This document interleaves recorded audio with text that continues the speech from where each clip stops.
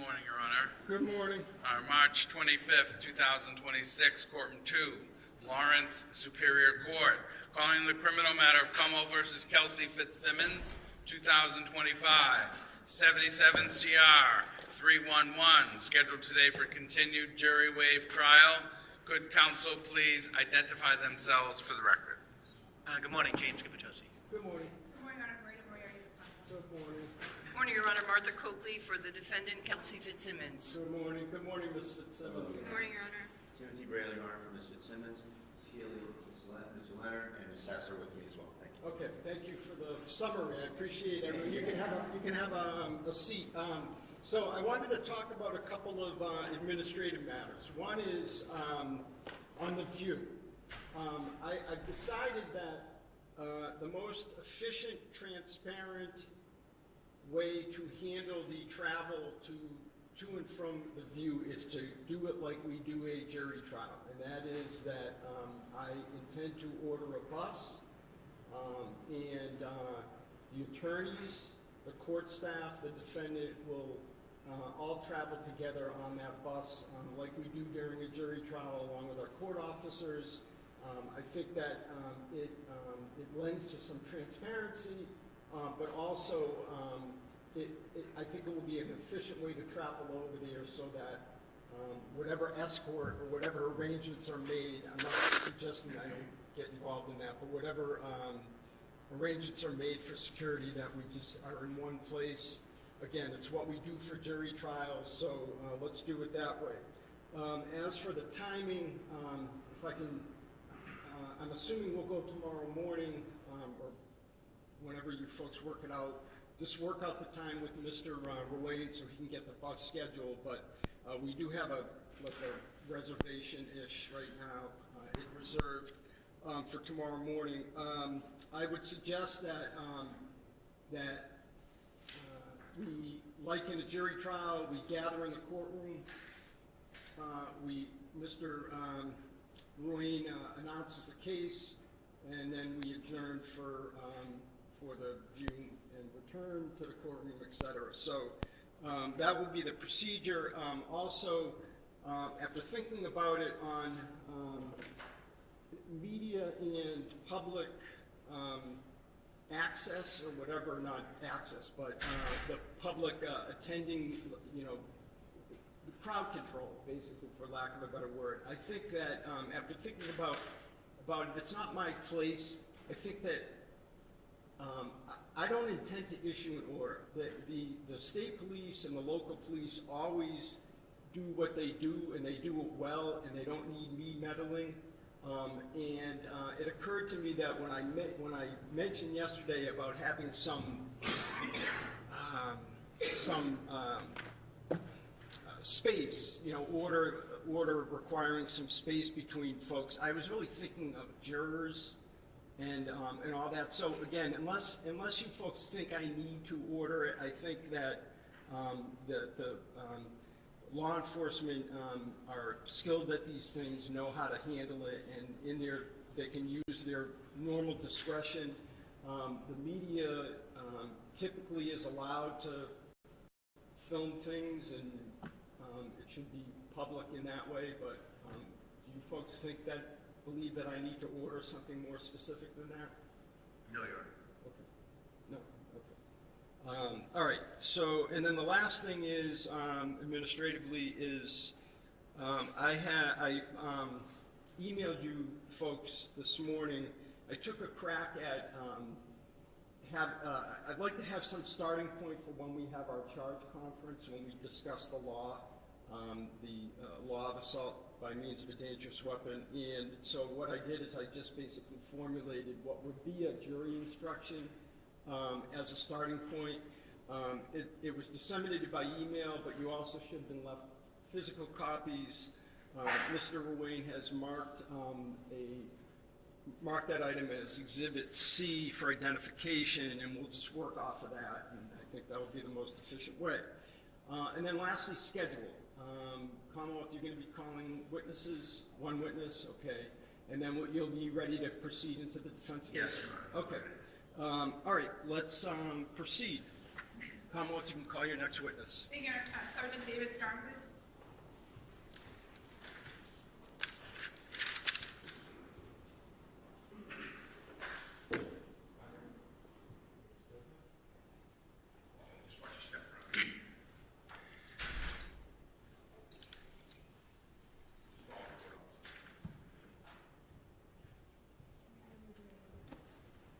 You raise your right hand, do you solemnly swear that the testimony you're about to give in this cause now in hearing shall be the truth, the whole truth, and nothing but the truth, so help you God?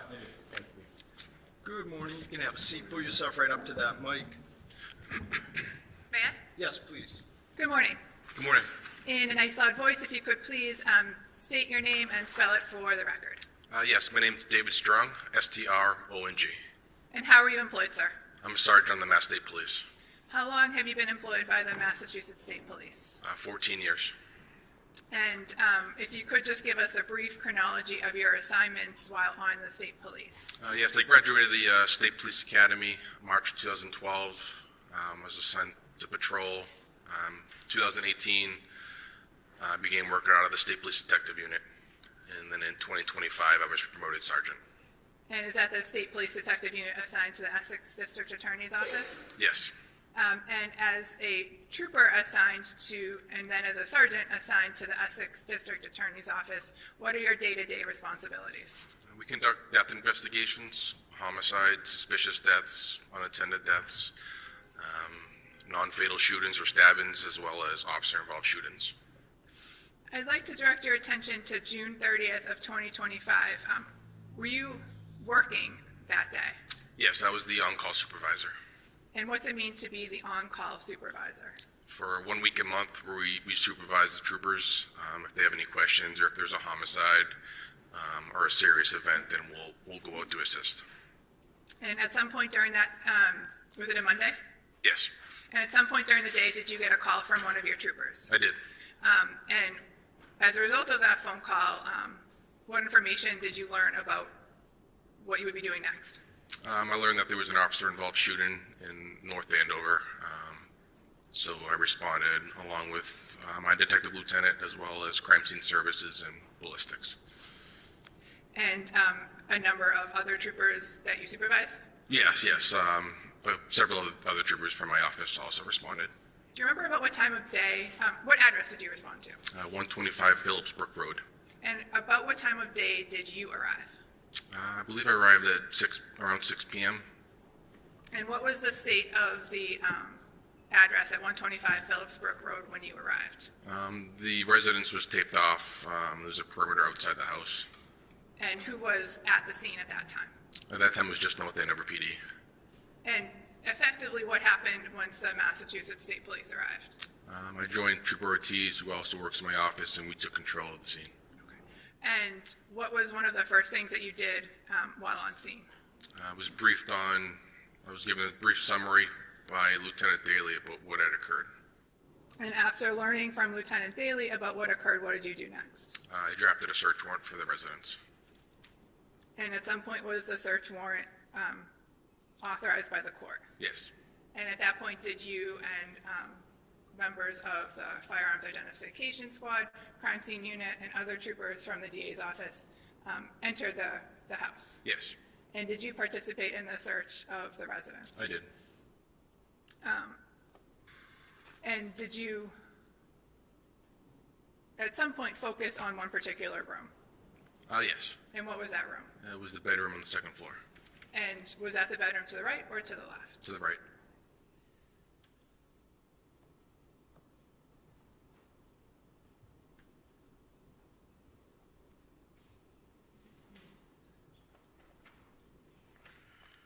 Sergeant Strong, I'm showing you Exhibit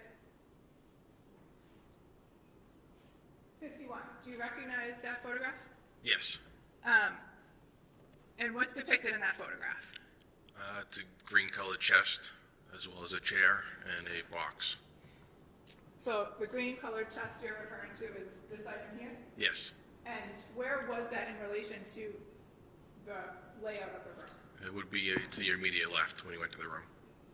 And is this the red box you're referring to? Yes, And is that the chair as you saw it that day? it is. At some point, did other members of the search team open the green chest? Yes.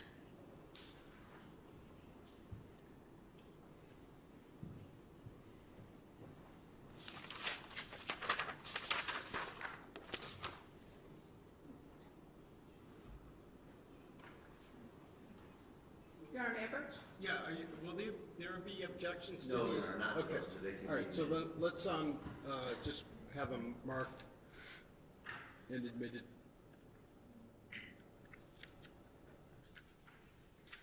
Exhibit 97, so marked.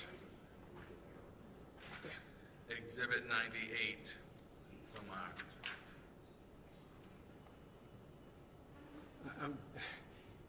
It was a 98, 97? And 97 and 98? Yes. Okay, thank you. may I just let her know? Yes, please. Showing you exhibit 97, Sergeant Strong. Do you recognize that photograph? Yes. And what's depicted in that photograph? That's the inside of the orange-colored chest with 2 firearms and firearms case. Is the firearms case the black box? Yes. Okay. At some point, did you or other members of your team move those items? Yes. And where did you move them to? To the bed. Move to the where? The bed. The bed. Okay. Showing you exhibit 98. What's depicted in exhibit 98? It's a firearm that was located inside of the box, the gun box. So that was what was in the closed box in the green chest? Yes. And what are these items here to the left? Those were the other 2 firearms that were inside that same chest. So there were 2 firearms, total of 3 firearms? Yes, sir. Okay.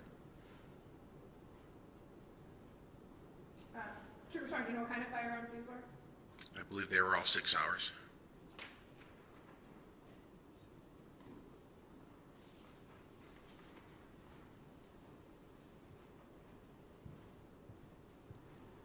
And do you know what happened to the firearms after they were photographed? Yes, the trooper assigned to my office recovered them and secured them in our evidence. And is that where they are today? Yes. May I have one, Your Honor? Yes. No further questions, thank you. Okay. Cross? Thank you, Your Honor.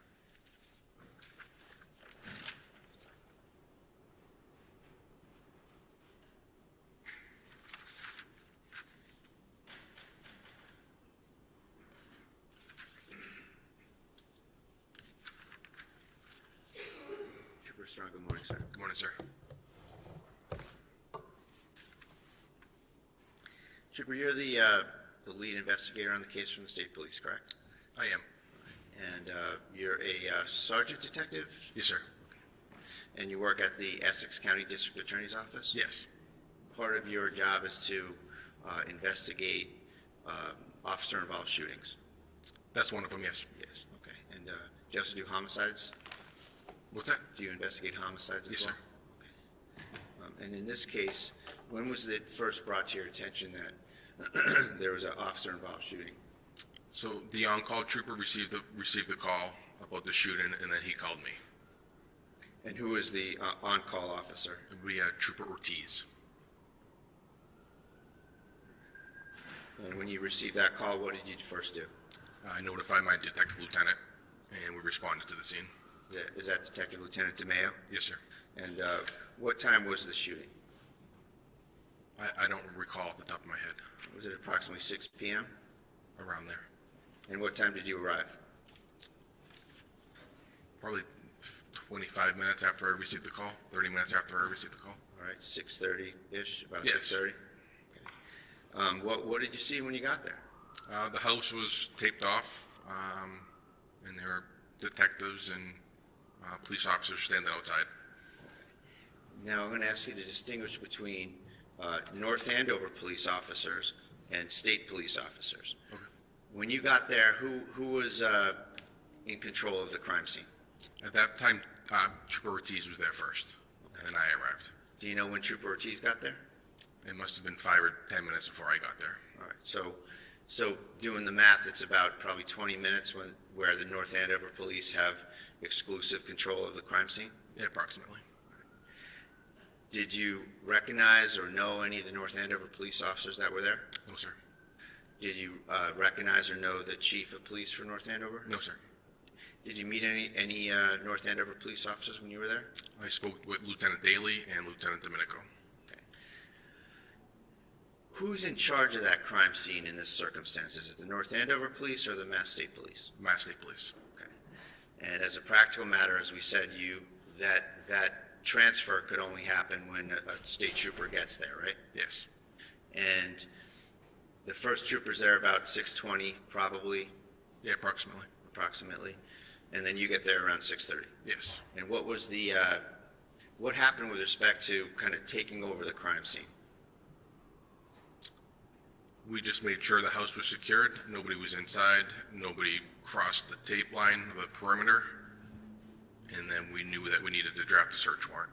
Okay. When you got there, did you go in the house? No. When did you first go in the house? Once we got a search warrant. Okay.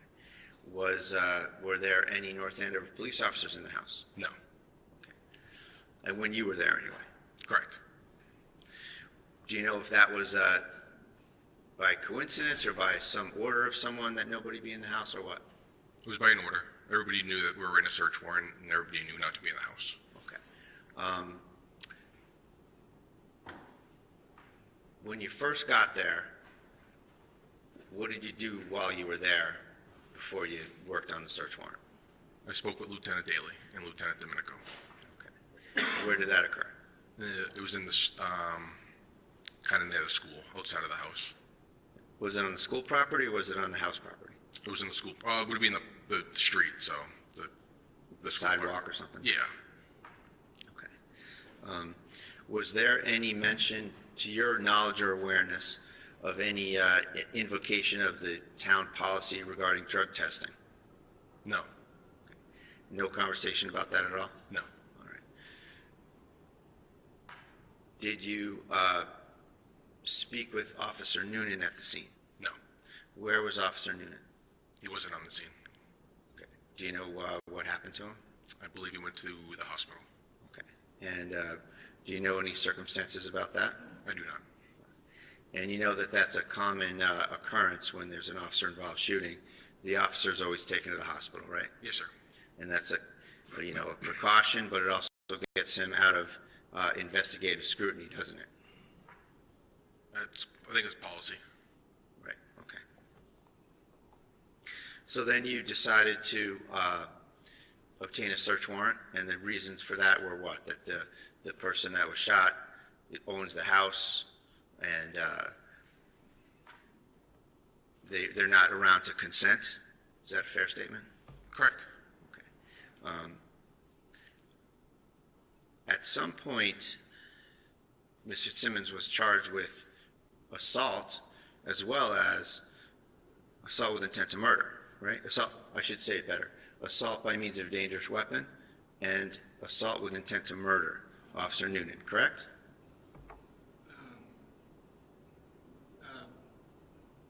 Basis? What's the relevance? Well, it goes to what the investigators did, judge potential investigator bias, that they overcharged the case. What happened at the scene? I think it's pretty basic. What did they charge her with? Okay, how is that relevant to me as the fact finder in determining whether the Commonwealth met its burden on the charge that resulted? So, I think it just goes to potential investigator bias, wherever it may be found. I think it goes to how they perceive the situation early on. It's part of the case. It's part of the circumstances of the case, Your Honor. all right, I'll tell you what, I'm going to sustain the objection. You can make a proffer if you want to protect the record, but I'm going to sustain the Okay, that's it, Judge, just for those issues. Thank you. Thanks. So Ms. Fitzsimmons was charged, Yes. and that was on what date? I don't want to quiz you. How about July 3rd? July 3rd, yes, sir. Okay, a few days later. Yes. Okay. And on July 3rd, had you talked to Officer Noonan? Yes. Was that the first time you talked to him? Yes. All right. And where was that? North Andover Police Department. And what were the circumstances of that? We met in a conference room at the police department. It was myself and Detective Lieutenant Robert DeMeo, as well as an attorney. Okay. And that was an interview that was recorded on your body camera, correct? Yes. And the body camera obviously takes video and takes audio, right? Yes. And now in that interview, you put your body camera on the desk, right? Yes. And you didn't put the body camera on the person you were interviewing, though, right? I don't recall exactly where it was facing when I put it down. So, but don't you know that we don't have video of any of these officers when they're testifying from your body camera? You mean interview? Yes, I'm sorry, when they're interviewed. Thank you, Your Honor. I tried to do them all consistently. I think I put it in the center of the table. So you know that Noonan's not on video when he's testifying, right? Yes. Okay. So that was a deliberate decision you made to not video the witness that you were interviewing? No. Because, I mean, isn't it important to kind of see the witness's demeanor, reactions to questions, their emotional state when you have a body camera? I felt it was just as important to get the audio as well as everybody else in the room.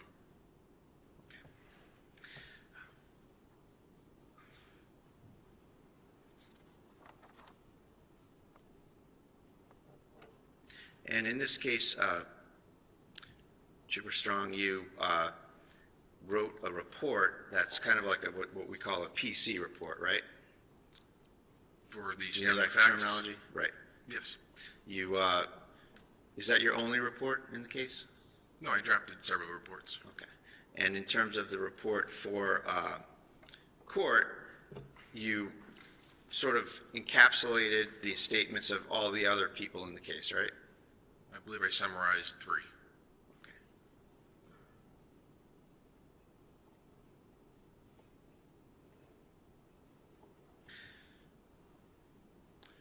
Just gonna use some pictures. Yes.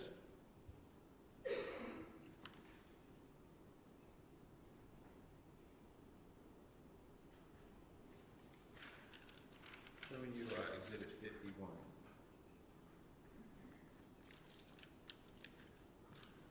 So it's fair to say that Exhibit 51 shows the door frame of the bedroom where the shooting happened, right? Yes, sir. And it shows this chest right here that I'm pointing to. Yes. The firearms, you observed those extra firearms that were in the chest, right? Yes. And it's fair to say those firearms had nothing to do with the shooting in that room, right? Yes. So that's like a chest that has leather trim on it, right? Yes. It has kind of a top that swings back and opens up, Yes. and it has some stuff on it right now anyway in the picture whenever that was taken. Correct. Are you aware of when that picture was taken? I am not.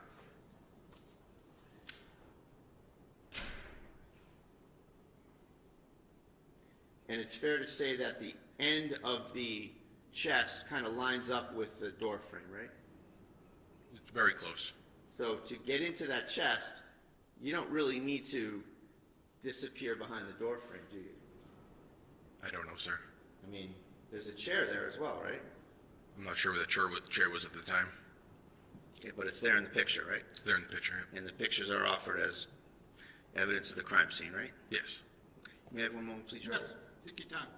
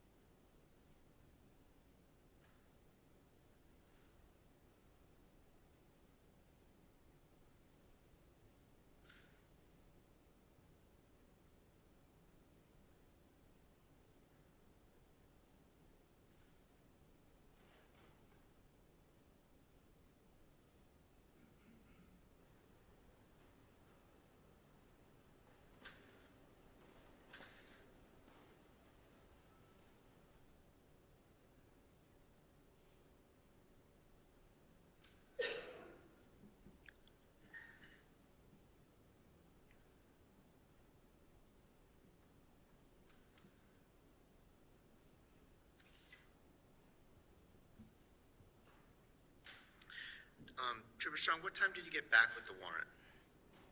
I believe it was before midnight.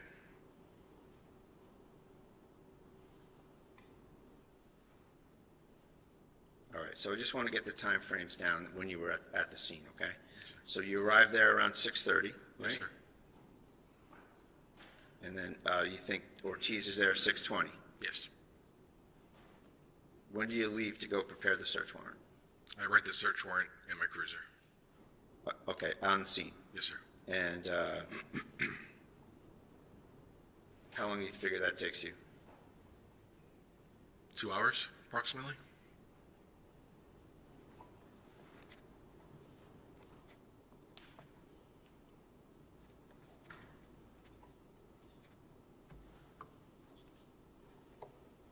Then what did you do when you had the search warrant drafted? I contacted the clerk. Did you involve any assistant district attorney from the Essex DA's office? Did I involve one? Yeah. Yes. Okay. And when was that? I believe on scene. On scene? Who was on scene? ADA Guptosi, Detective Lieutenant Rob DeMeo.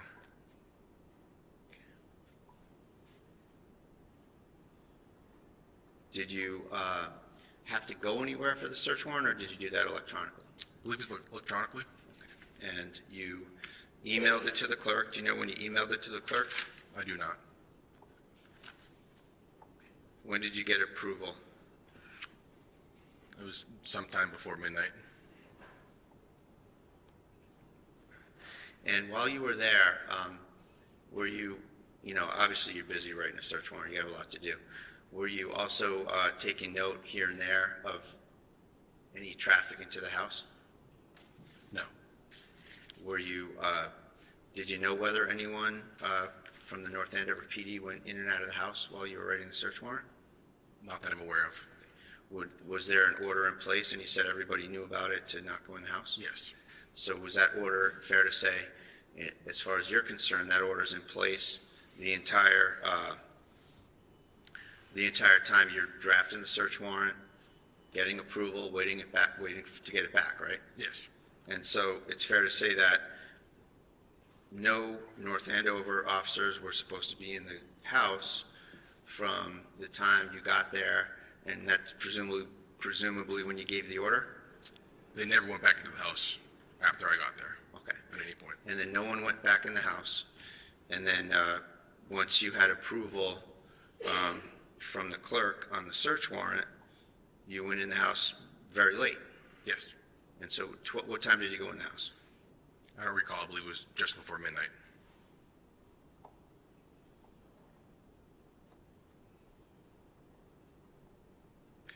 Who went in the house with you? Crime scene services, ballistics, and other members from Essex SPDU, State Police Detective Unit.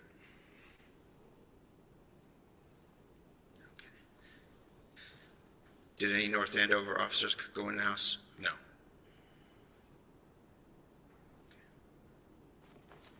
One moment, please, Your Honor. Yes, take your time.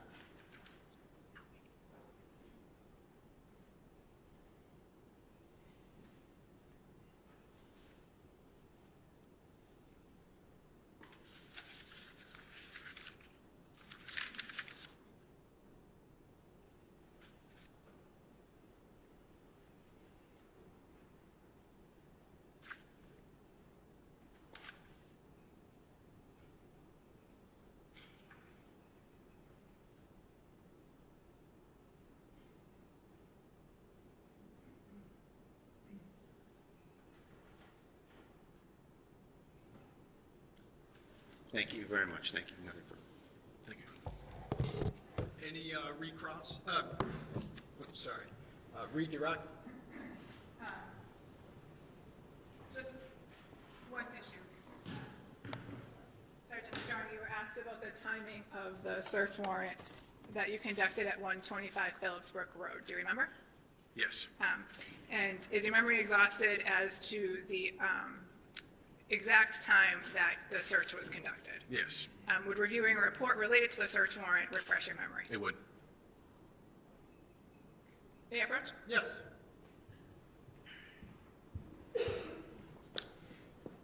for direct your attention to paragraph 1.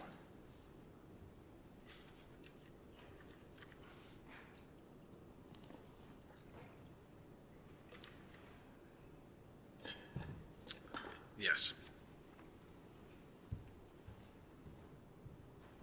What time did you and other members of the Massachusetts State Police start the execution of the search warrants? Approximately 11 p.m. No further questions.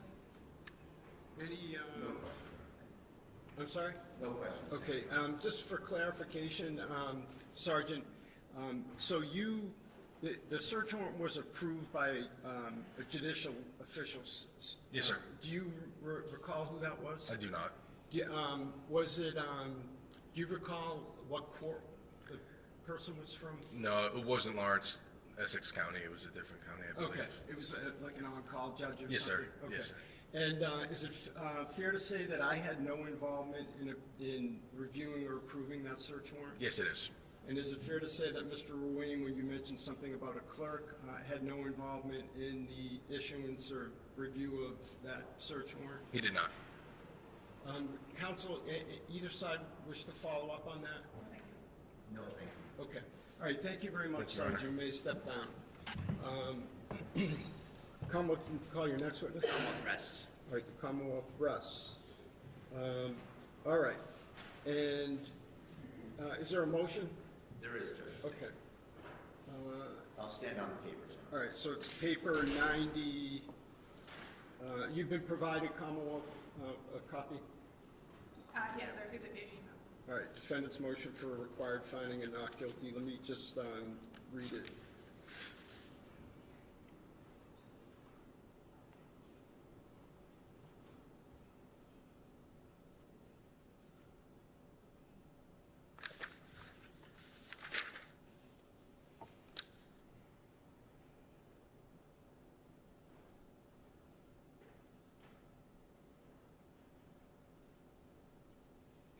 All right, and Mr. Bradle, did you want to be heard on the motion? I'll stand on the papers. Okay, all right, the motion is denied.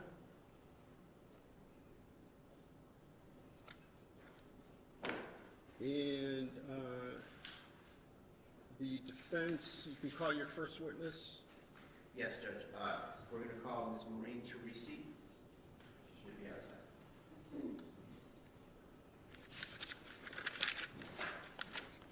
Maureen Teresi.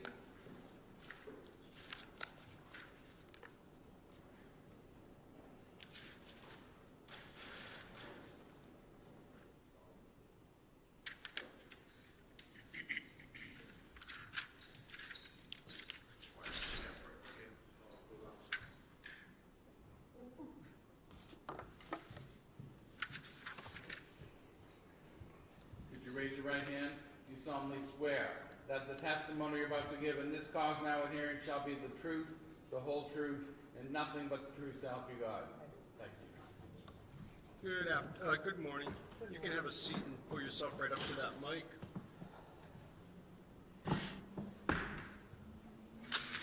May I inquire, Your Honor? Yes. Good morning, ma'am. Good morning. Please state your name and spell your last name. Maureen Teresi, Torrisi, And where do you live?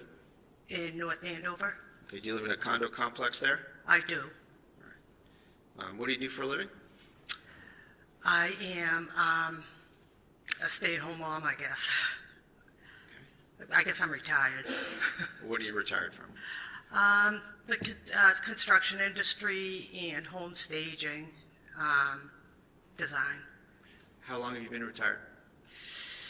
I closed my business, I think, 3 or 4 years. 3 years ago, I had a large staging business. Home How staging. long have you lived in your condo complex in North Andover? Since 2014. Do you have a dog? A dog? Yeah. Yeah, I do. I have 2. And do you walk the dog around the complex from I- time to time? Every day. Do you, in the course of walking your dog, have you ever made the acquaintance of one of your neighbors named Mr. Noonan? I have. And do you know who that is generally? I do. And how do you know him? Walking the dogs. I knew him as Duke's father, And Duke which is a Duke is dog. his dog's name. I've spoken, just in passing. The dogs interact and, just general talking about the dogs and whatever. So I'd spoken to him a few times and his wife, about the dogs and just general Neighbors stuff. making small talk. Absolutely. Okay. And back in August of 2025, you had engaged him in some conversation about what was going on at the North Andover PD, right? I did. And is that what you said to him by way of initiating the conversation? I did, yes. The beginning of it was just I had a razzing relationship with him, just regarding things going on in the world. And so what I started with is, how do you like what's going on, in the world today, or whatever. And he's like, I love it. And then I had asked, what's going on with North Andover, the town of North Andover? What were you referring to when you said that to him? What was going on at the department, as far as, the shooting, the cop being shot. And did he? And he first said, what do you mean? And I said, well, that press conference, the first press conference that was given made no sense. And at that time he said, I'm the shooter. What? He said, I'm the shooter? He said, I'm the shooter. And what did you take that to mean? I said to him that he was the one that shot the other officer, is what I took that to mean. Right. And then what happened? I had asked him if, well, first I said, oh my God, I'm so sorry. I know when police officers have to discharge their weapons, it affects them, and I can't imagine having to do that with a colleague. I'm sorry, I didn't quite get the end of that. I said I couldn't imagine having to do that to a colleague. And what did he say? And he had said to me that,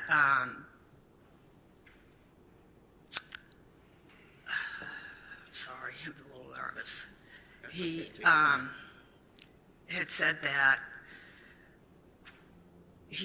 there was no choice to it. He had no choice, that he had to, she had the gun pointed at him when he came into the bedroom. And Did he use any he said certain that- pejorative about her? I'm sorry? Did he use any certain pejorative about her? I What did he call it? What did he call her? Mm-hmm. Well, he didn't call her that at that time. He explained very, very briefly what had happened. And he said that when he came into the room, she had the gun pointed at him. And that it clicked. She clicked it. And I said, so there was no bullet there? And he said it clicked, and that he wasn't going to let her get a second shot off, and that he had to shoot her. And I'm like, well, that doesn't make any sense. And I had asked why they went to her house, the three of them went to the house instead of having her go to the station. And why wouldn't they, if they were going to the house to take a baby, why wouldn't they have had some social services there with them? And he said, well, she's a fucking whack job. Oh, sorry. No, you I'm sorry. You don't have to apologize. You have to say what was said. Okay. And- And he said that she's an effing, whack job. So was that in response to you saying, why didn't you have social services go to the house? Yeah. And I was like, wow, that word is used. Objection. Yeah, sustain. Next question. Sorry. That's okay. So not what was said so much, Okay. but did you engage back with him about the, let's say, the propriety of that usage? I did. After that, did you end the conversation with him?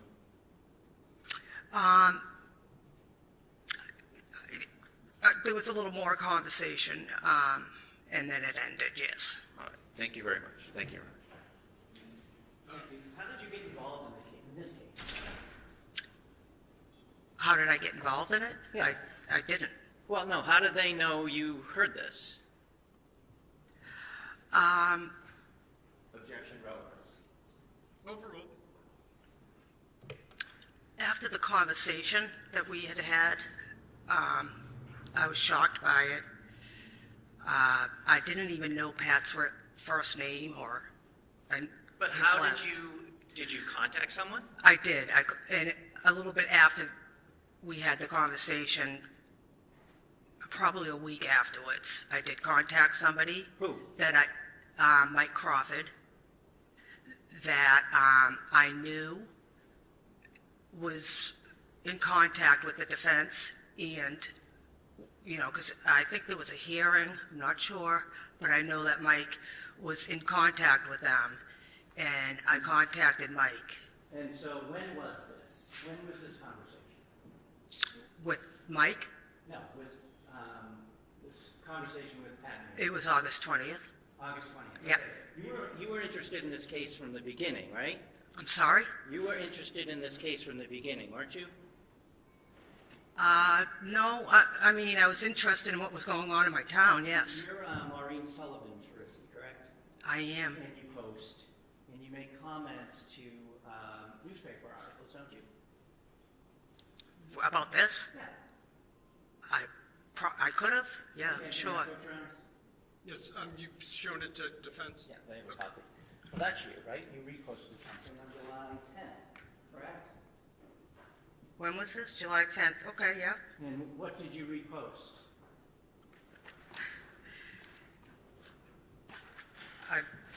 Meaning what? What do you mean? What did I repost? It's a Yeah, it's a article simple from Mike. question. I'm sorry, it's an article from, it looks like a post from Mike Crawford. Right. I reposted that. You reposted that. The Yes. Post, well, what did you repost? I can't see it. Like, what's the context of Mike's? You did it. I understand that. Second, please, please. What is that? Hold on, please. I'm not raising my voice, anything more than to just have a timeout, but hold on one second, ma'am. Just wait for, and Mr. Gubitosi has to do the same. We can't have two people speaking over each other. So, Mr. Gubitosi, why don't you ask the question again? All right, thank you. You don't remember what you reposted? I can't see, no. Okay, From Ms. July 10th, I can't read. My point being is, I'm sorry, I can't see it, is my problem. If I may, for the witness, exhibit it up here, maybe if it's bigger. Any objection? I don't see the relevance of this, Judge. I object. All right, well, And there's no foundation as to why it might affect our state of mind or lives. all right, let's first things first, let's mark it for ID. I can't read it either for the record, so. I make a lot of statements. Exhibit E for identification. Okay. All right. Now, I guess my question for Mr. Gubitosi is, why would the putting it on the screen I just want allow her it to be see more legible? Well, it may be bigger, then I would ask her to go up to the screen to look at it. Maybe it won't. Is there an objection? I can't read it, so I don't know what it says, so I don't know if I should Okay. object to it. All right. So let's take it a step at a time. So you can put it on the screen. She can take a look and just yes or no whether it allows her to read it. You can get off the stand and approach the screen if you'd like. And I'm sorry, Mr. Ruane, that was exhibit what? E. Read the big print. Up here, Yeah. Attorney Tim Brado of North Andover Police, use of deadly force against his client. North Andover Police Officer Kelsey Fitzsimmons. Okay. And so it's a statement. Oh, I'll let you get back at that. Just for the record, I could not hear what she just said. I could see I can some of read it, it but from here, the big, Okay. Right, it's just my eyesight's horrible. I'll ask her to read Sure. it, but she can read it. Yeah, I just can't read the context. Says Attorney Tim Bradle on North Andover Police use of deadly force against his client, North Andover Police Officer Kelsey Okay, Fitzsimmons. so you reposted Simmons. the statement that Attorney Bradle made about the case, correct? Yes. Okay.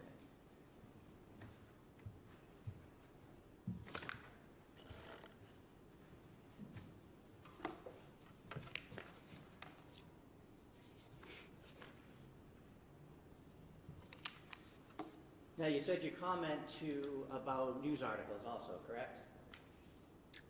I have no idea. What, Okay, may I what do you, put you again, Your Honor? Yes. I'm going to show you and just ask if you can look and see if you recognize that. What's that date? August 14th. Okay, and do you see something that you wrote?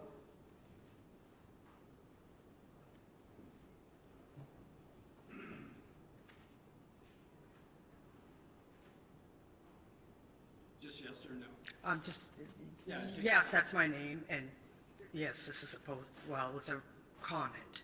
It's a comment that To a you post. made to an article, correct? Excuse me. Well, Hold on one second. Let's mark it for ID, please.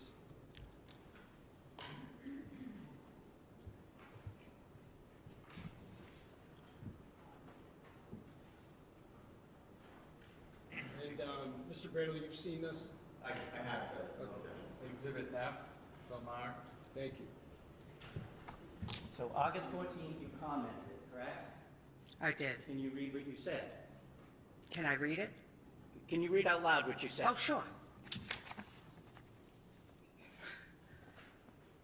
Joseph LaHood, I'm commenting too. Sure. Yeah. Got proof or evidence of this narrative? This incident was a setup from the get-go. Their narrative will not pass the smell test. I hope all involved are ready for their tireless scrutiny that independent media will bring to light through extensive research. Ask Norfolk County, Mass State Police, and Canton Police are doing these days. We have just begun. So we have just begun. So you feel like you have a stake in this game? Not at all. You feel that you're akinning this to the Karen Reed trial, right? Yes. That there's a cover-up. Well, not that there's a cover-up. Well, those were your words, weren't they? I don't know is that what it says in there? I forget what that says in there.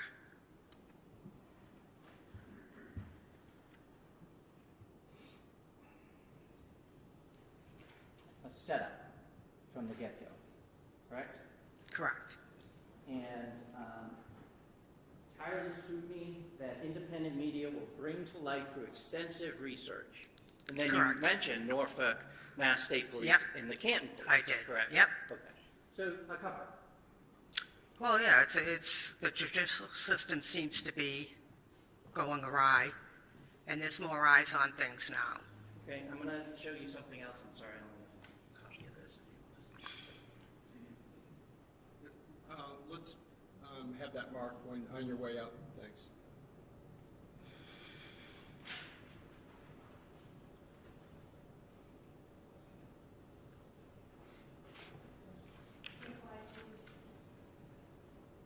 Mark this for identification. Exhibit G, so marked. Thank you. Can you first look at it and see if you recognize it? Sure.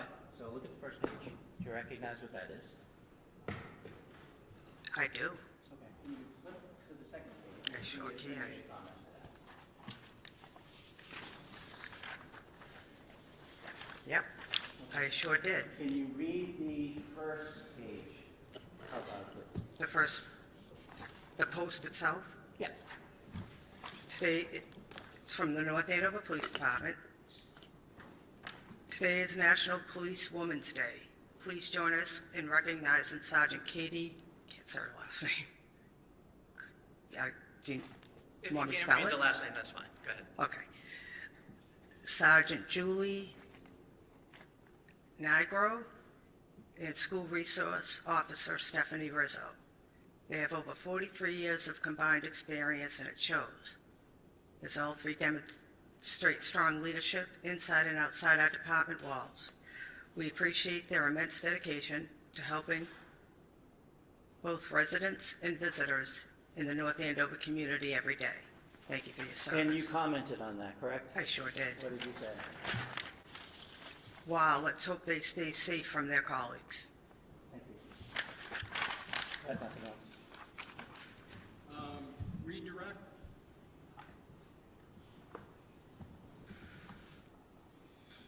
We're content, Your Honor. Thank you. Okay. All right. You may step down. Thank you, sir. And defense, you may call your next witness. Yes, Your Honor, the defendant calls Lauren Page. Lauren?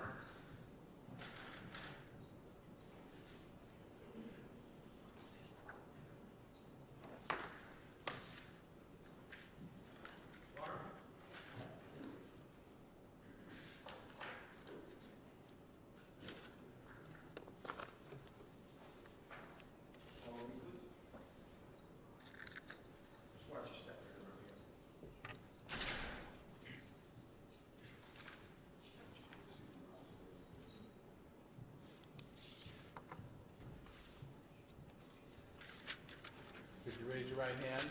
You solemnly swear that the testimony you're about to give in this cause now and hearing shall be the truth, the whole truth, and nothing but the truth, so help you God. Yes. Thank you. Good morning. You can have a seat right there. You pull yourself right up to the mic. May I proceed, Your Honor? Yes. Good morning, Mrs. Page. I'm going to ask you to give your full name, first name, last name, and spell it, mostly for our stenographer, if you can do that. Sure. Lauren Page, Lauren, Page, Page. Okay, I'm just also going to note that because the windows are open, occasionally we have fire trucks go by, so if we hear that, we'll stop our conversation, okay? Sure. Thank you. Mrs. Page, you're the mother of Kelsey Fitzsimmons, is that correct? Yes. Do you see her in the courtroom today? Yes. And you have to say yes or no again for the stenographer. Yes. And what's she wearing today? A white blazer. Can I have the record reflect, Your Honor, that this witness has identified her daughter as the defendant? Yes. Thank you. Now, Kelsey's father is Stephen Fitzsimmons, is that correct? Yes. And is he your ex-husband? Yes. And you are now married to William Page, is that correct? Yes. Can you tell us just roughly, you were together with William Page since 2011, and then you've been married since 2022, is that correct? Correct. And you have another child besides Kelsey with Stephen Fitzsimmons, is that right? Yes. And who is that? Stephen Jr.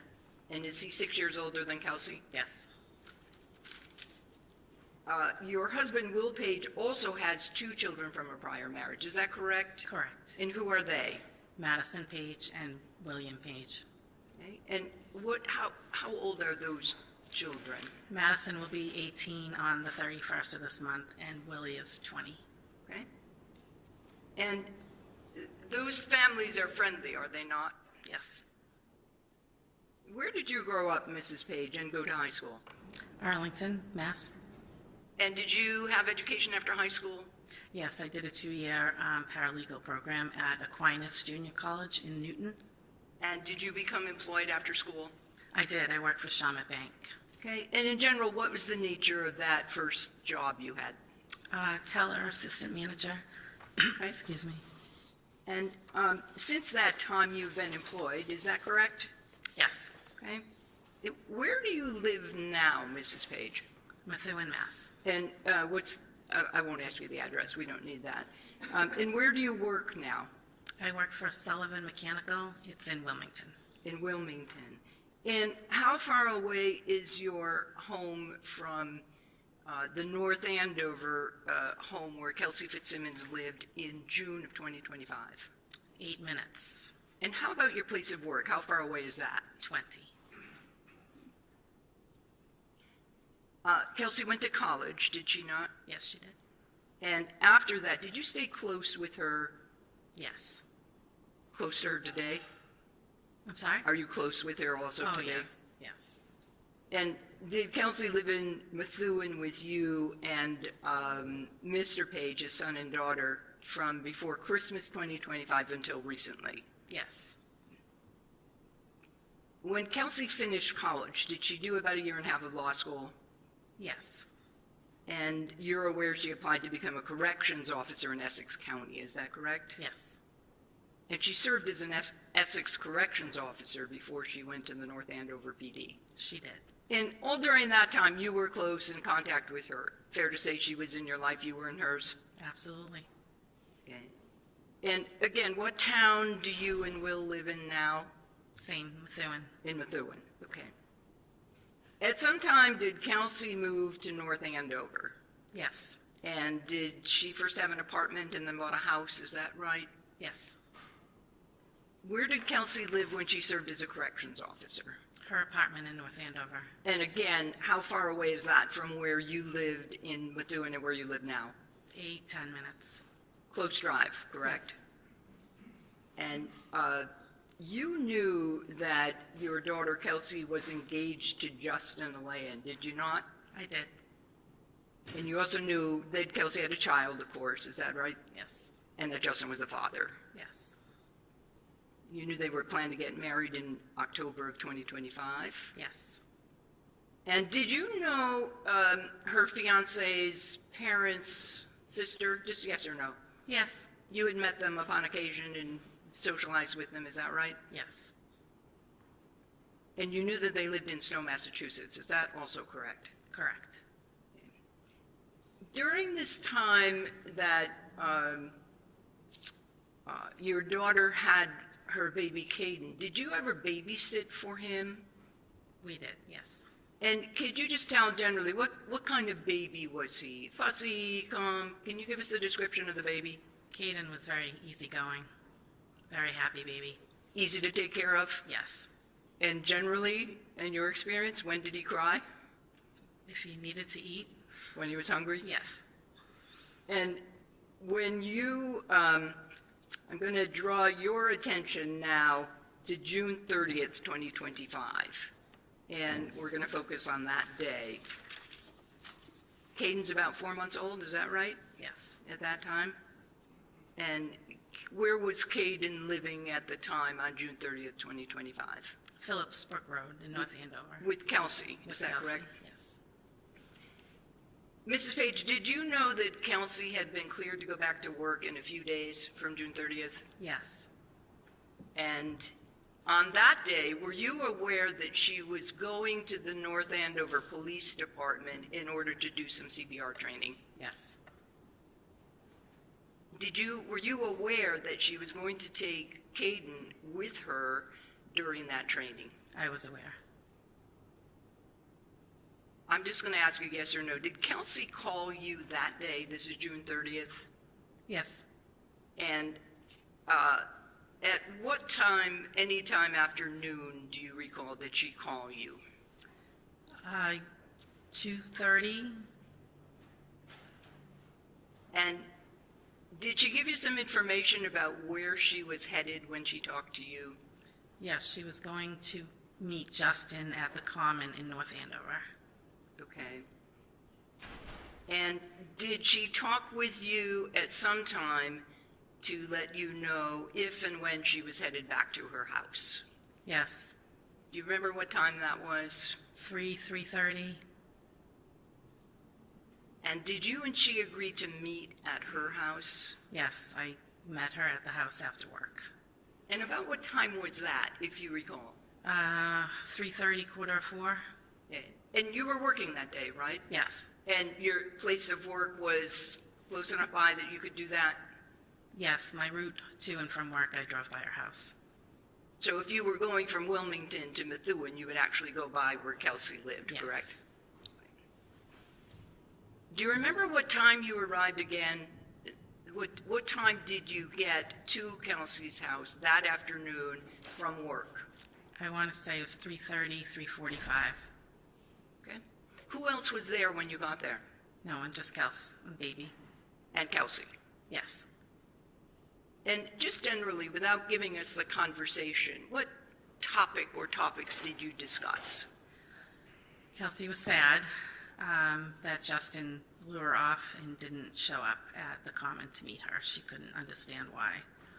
She was confused why he would ask her to come and then just ghost her. And what would you say was her demeanor at that time when you were talking with her at home?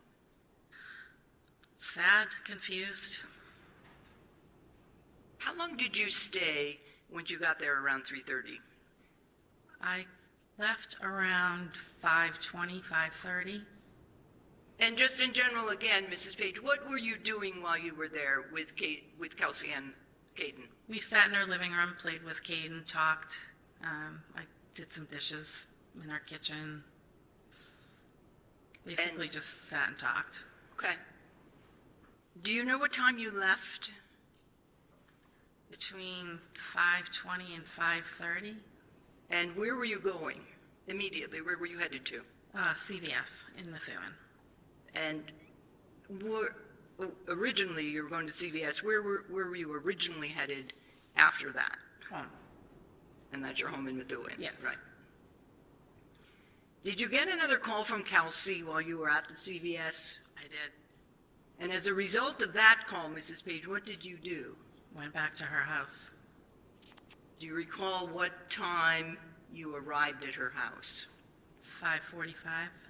So it's a pretty quick time between the time you left, went to CVS, and then went back. Is that correct? Yes. Tell us again the time to drive to CVS from Kelsey's house. Under 10 minutes. Okay. When you arrived at the house at that time, can you tell us what's the first thing you saw? Police cars. Okay. Did you go in the house? Yes, I went right up. And doors open. You've been in and out of that door before many times, correct? Yes, went right up to her porch. Did you see anything on the porch? There's a police officer holding Caden. And at that time, did you know which police officer that was? No. He was holding Caden, you said, Yes. correct? I didn't hear the answer. I'm sorry, no. Okay, thank you. A police officer was in uniform, correct? Yes. And you didn't know who he was at the time? No. What happened next once you saw the police officer holding Caden? Caden was crying, so I asked if I could take Caden from him so I could settle him down. And did the police officer give you Caden? He did. Is that still on the porch outside, or were you inside? Right on the porch, we exchanged the baby. So you're holding Caden, and what happens next? I brought him inside to Kelsey's living room, where there was another police officer. And did the officer who gave you Caden also come into the house with you? No, Do you know where he went? I don't. Okay. So you are holding the baby, you're in the living room with another police officer. And can you tell us what happened next? Justin walked in with his sister Courtney. And Justin is the fiance that we spoke about earlier, right? Yes. And his sister, what's her name? Courtney? They both came in while you were in the living room? Yes, they walked in. Do you know about how long you were there before they arrived? Minutes. Are you still holding the baby at this stage? Yes. Okay. And then what happens next, Mrs. Page? The officer in the living room asked me to hand Caden to Justin. And had either Kelsey or the police officer, when you arrived, told you about the restraining order? Just yes or no? No. And did you actually who did you give the baby to, I should say? I handed the baby to Justin. Justin turned and handed Courtney the baby. And what did they do next? Left. Did you have any conversation with them, just yes or no? No. Did they take anything for the baby with them, if you remember? Car seat, I believe. And they left together, if you recall. Is that? Yes. Yes, okay. Mrs. Page, when you arrived, did you see your daughter on the first floor? No. Did you know where she was? Upstairs. And while you were downstairs, did you hear anything coming from the second floor? Just yes or no for now. Yes. Can you tell us what you heard? I heard a gentleman say, "Kelsey, no, Kelsey, no." And then 2 gunshots. And can you give us some idea of how quickly those shots were connected to each other? It was Kelsey, no, bang, bang. Did you hear Kelsey say anything from the second floor? No. Could you hear her make any noises? Yes. And Mrs. Page, what happened next? I saw Justin run by the windows on the porch, and after that, officers came in, EMTs came in, running up the stairs, and I was let out of the house. I was let out by an officer. And what was your frame of mind, state of mind at that stage? I was pretty upset. And were you making any noise? I was screaming. When is the next time you saw your daughter, Mrs. Page? At the trauma room at Mass General. Your Honor, I have nothing further. No questions, ma'am. Okay, all right, thank you very much. You may sit, you may stand down, thanks. And defense, you may call your next witness. Yes.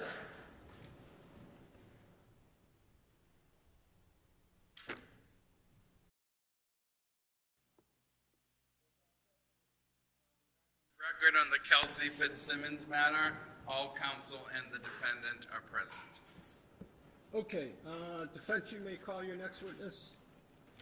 Thank you, Your Honor. The defense calls Kelsey Fitzsimmons.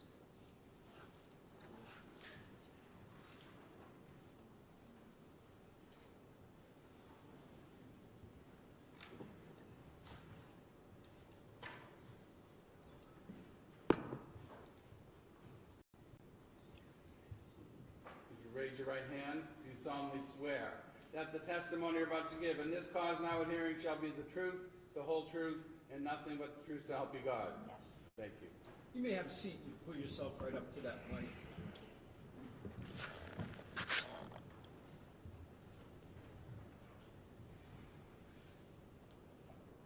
All set. Thank you, Your Honor. May I inquire? Yes. Thank you. Good morning, miss. Good morning. State your name and spell your last name. Kelsey Fitzsimmons, Fitzsimmons. How old are you? I'm 29. Excuse me. Do you mind just pulling that mic a little bit closer just so that we can hear you? Is that better? And I didn't hear your last answer. I'm 29 years old. 29. Okay, thank you. Yeah, that's better. Thank you. And what's the town of your residence? Currently, Newburyport. Where'd you grow up? I grew up in Methuen, Methuen? Massachusetts. And did you live there your whole life?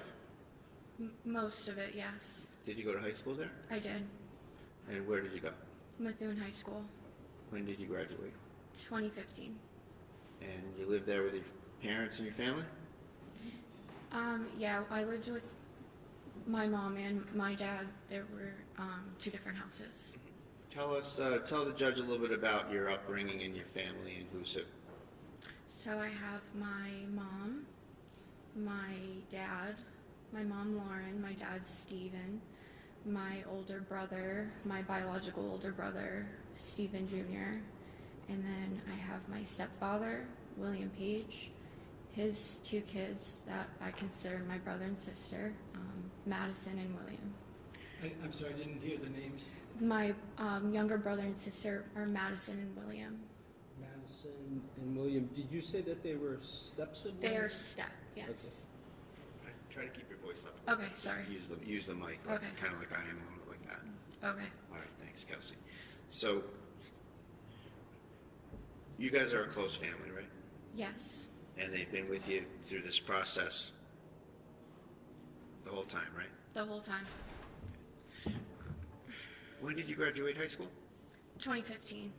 Did you go to college? I did. And where did you get your degree from? I got my degree from Fisher College. I got my Bachelor of Science in Criminal Justice. What year was that? 2020. What were some of the awards and distinctions you received at Fisher College?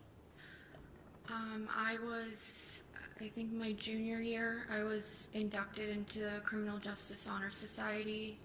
In my senior year, I was voted in as the president of the Criminal Justice Club, and I just worked closely with campus police there and the advisor of the Criminal Justice Club.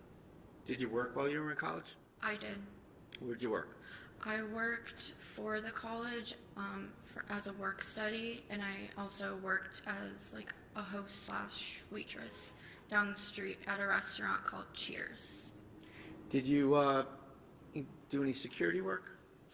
Yeah, in 2016, I was hired by Fenway Park Security, and I believe I worked there in 2017.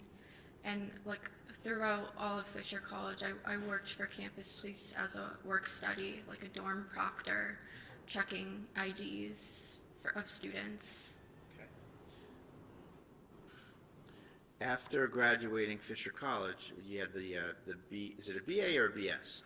Yes. BS in criminal justice. Yes. And what was your kind of goal for your life and your career with that degree? When I graduated, it was the peak of COVID, so everything got a little confusing on what my next steps were.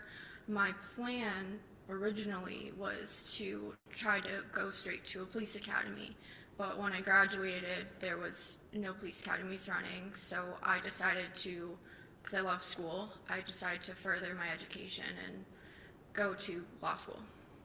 Where did you go, and tell us about law school a little bit? I went to Massachusetts School of Law. I did about 3 semesters, and then some academies started to run again. And did that change your pathway? It did. What happened? The Essex County Sheriff's Department started doing Sheriff's Department academies again, so I applied to be a corrections officer, and that was in 2020, and I went through their academy in 2021. Where's that academy? Their academy is at the Northern Essex Community College in Haverhill, Massachusetts. And what was the course of study? Just in general, what did it entail and how long was it? It was 3 months. It had to do with just the training of being a corrections officer. Our whole job was safety and security of the inmates that were housed in the jail, so it went a lot into safety and security. So you spent 3 months at the Sheriff's Academy? Yes. And you were hired by the Essex County Sheriff? I was, yes. When was that roughly? That was in 2021. I think it was September of 2021. What was your kind of original first assignment when you got to the Sheriff's Department? How did you start there? I worked in housing. I was assigned to housing the whole time I worked there. Did you have any other jobs while you were at the Essex Sheriff? When you pick up an overtime shift there, they kind of just throw you in where somebody's needed. So I did a lot of different jobs just through all the overtime I worked, which included transportation of inmates to and from court. I would work in programs. They have church and school for the inmates that reside there, and there's outer perimeter security where you drive a cruiser around the perimeter of the jail to ensure no one's coming in or out. I did things like that on my overtimes. Okay, and in terms of the transport, you were actually the person that kind of comes to here to court, goes into lockup, delivers prisoners, picks up prisoners, brings them back? Yes. How long were you at the Essex Sheriff? About 2 years. What, and at that point you had a career path decision, right? A Yes. different decision. I did. And what was that decision? I always knew I wanted to be a police officer. And was there some opportunities that came up in that respect?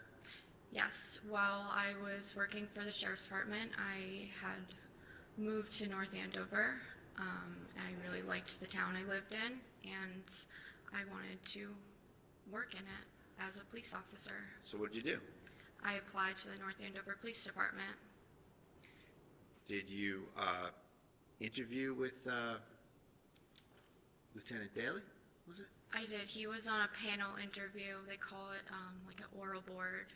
It included Lieutenant Daly and several other members of the North Andover Police Department. And I take it that you're not going to get hired there unless they approve you. Yes. And that happened, and you were hired? Yeah, they do an extensive hire check. Background check and so Yeah, forth? like there's a lot that goes with it. What you would expect in terms of a police officer getting hired. Yes. What's the first step when you get hired as a police officer? What do you do next? You have to go to the police academy for 6 months. So you've been through a 3-month Essex Sheriff Police Academy, training academy, and now you're about to start a 6-month North Andover Police Academy training, right? Yes. And where did that training take place? That also took place down the hall at Northern Essex Community College in Haverhill. And you spent 6 months going to that? 6 months, yes. Was that, is that something where you like stayed there the whole time, or did you come and go? Did you commute? How does that work? I commuted. I got there in the morning, left sometime in the evening, and we had weekends off, so it was 5 days a week. Okay. When did you graduate from there? I graduated in May of 2024. And did you run for any positions within the academy that they have in your class? Yes, while I was in the police academy, I ran for treasurer, and I became the treasurer of my class. And what does that entail? That entails everything financial through our academy. I would collect, we had like academy dues, I would collect them, and we would purchase things that we wanted, such as like sweatshirts and sweatpants to wear for our PT days, as well as an academy sweatshirt. I also planned our graduation party, so I had to book it, collect the funds for it, and plan it, essentially. And is it a situation where there's different classes going on at once, like class of 2020, class of 2021, like that? Yeah.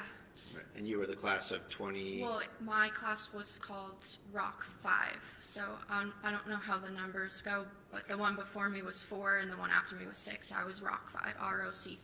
All right. And when did ROC 5 graduate? May of 2024.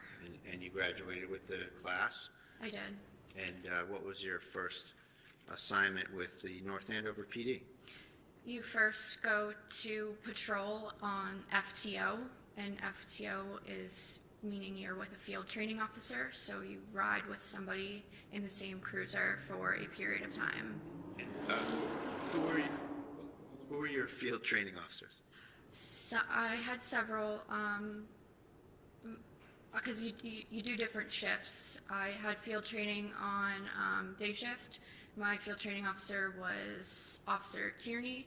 I had field training on the 4 to midnight shift, and my field training officers were Officer Furman, now Detective Furman, and Officer Sousa. The entire time you were there, were there any other FTOs that you had, just to kind of list them all off?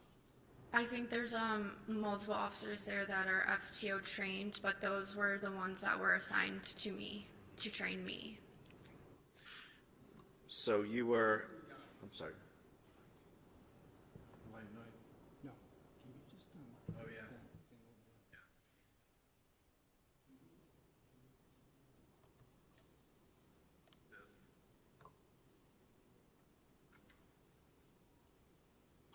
Thank you. So, Ms. Fitzsimmons, in your employ at the North Andover PD, you assumed the job of a regular patrol officer at some point, I take it? Yes, I was a patrol officer.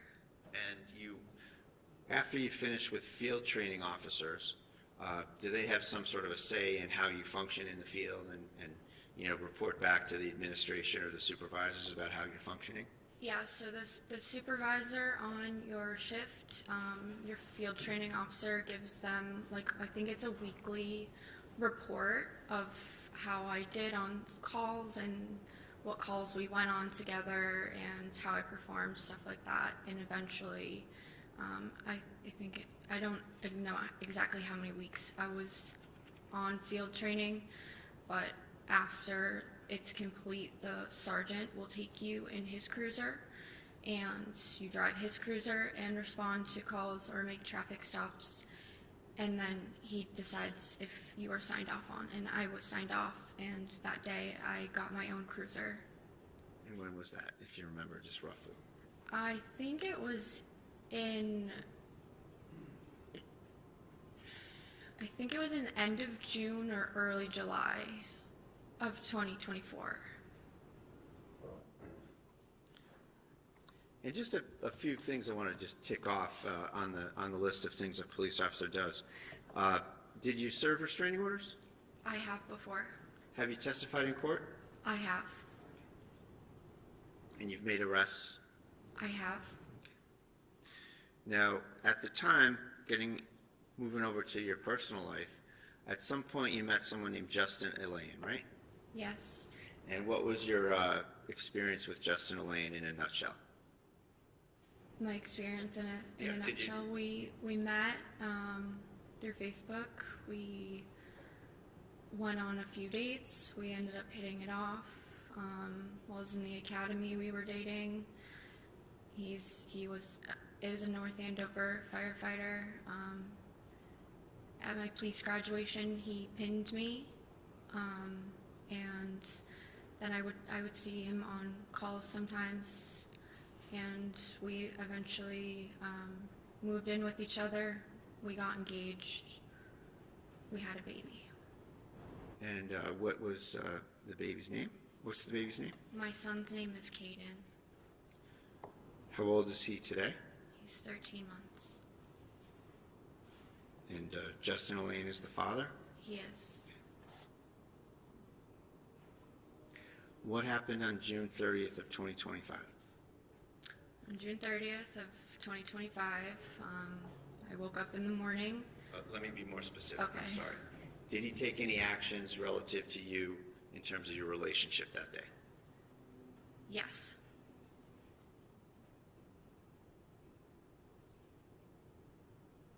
And what did he do? He obtained a restraining order against me.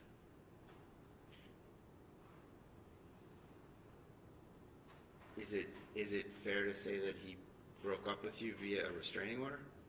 Yes. I did not speak to him. I realized our relationship was over when a restraining order was handed to me. Okay.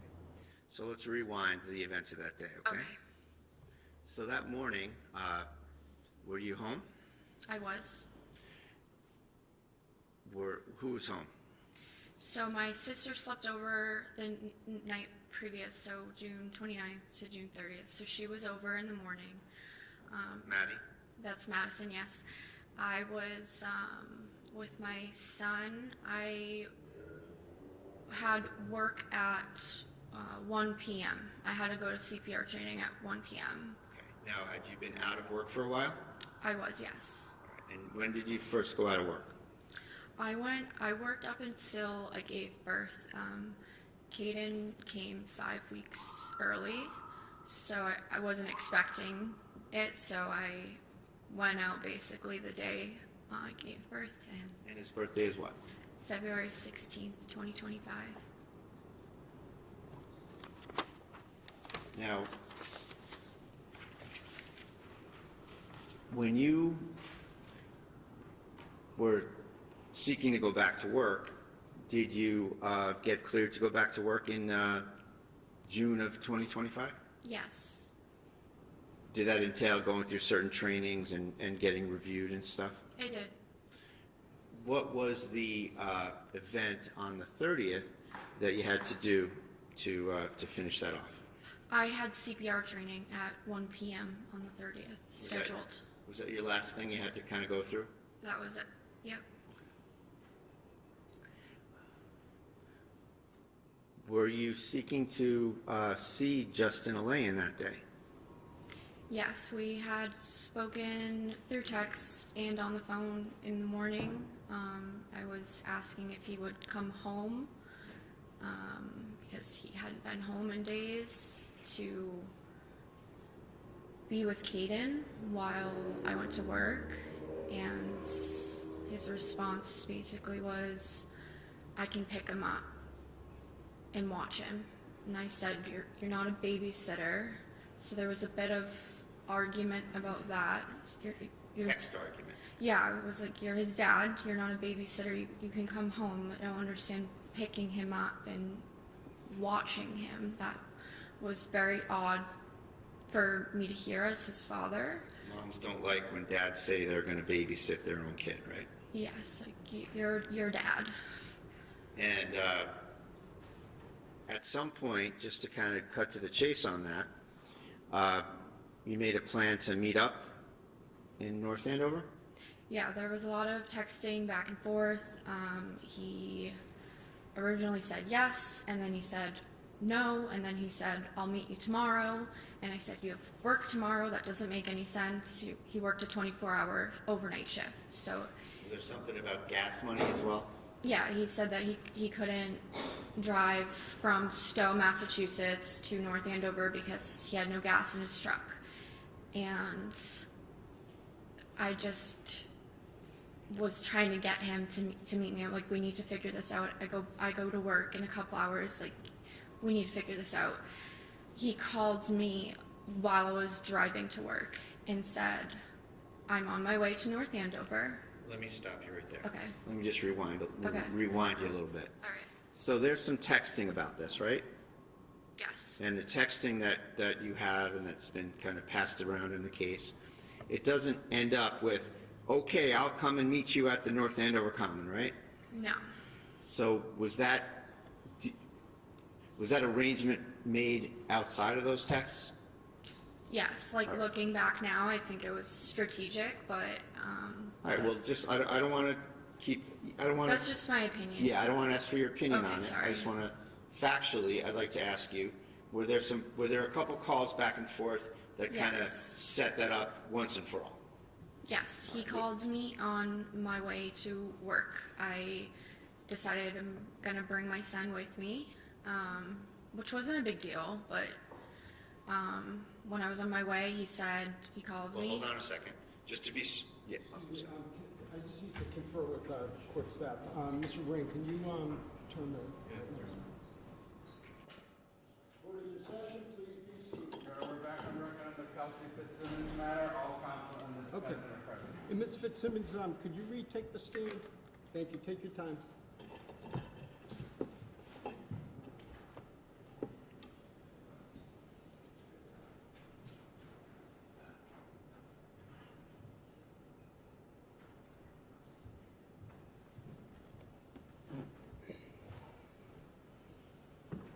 Thank you.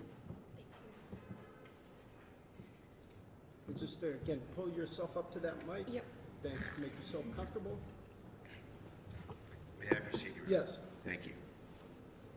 So, Ms. Fitzsimmons, the last discussion we were having was that you were arranging to meet Mr. Elaine at the North Andover Common, is that right?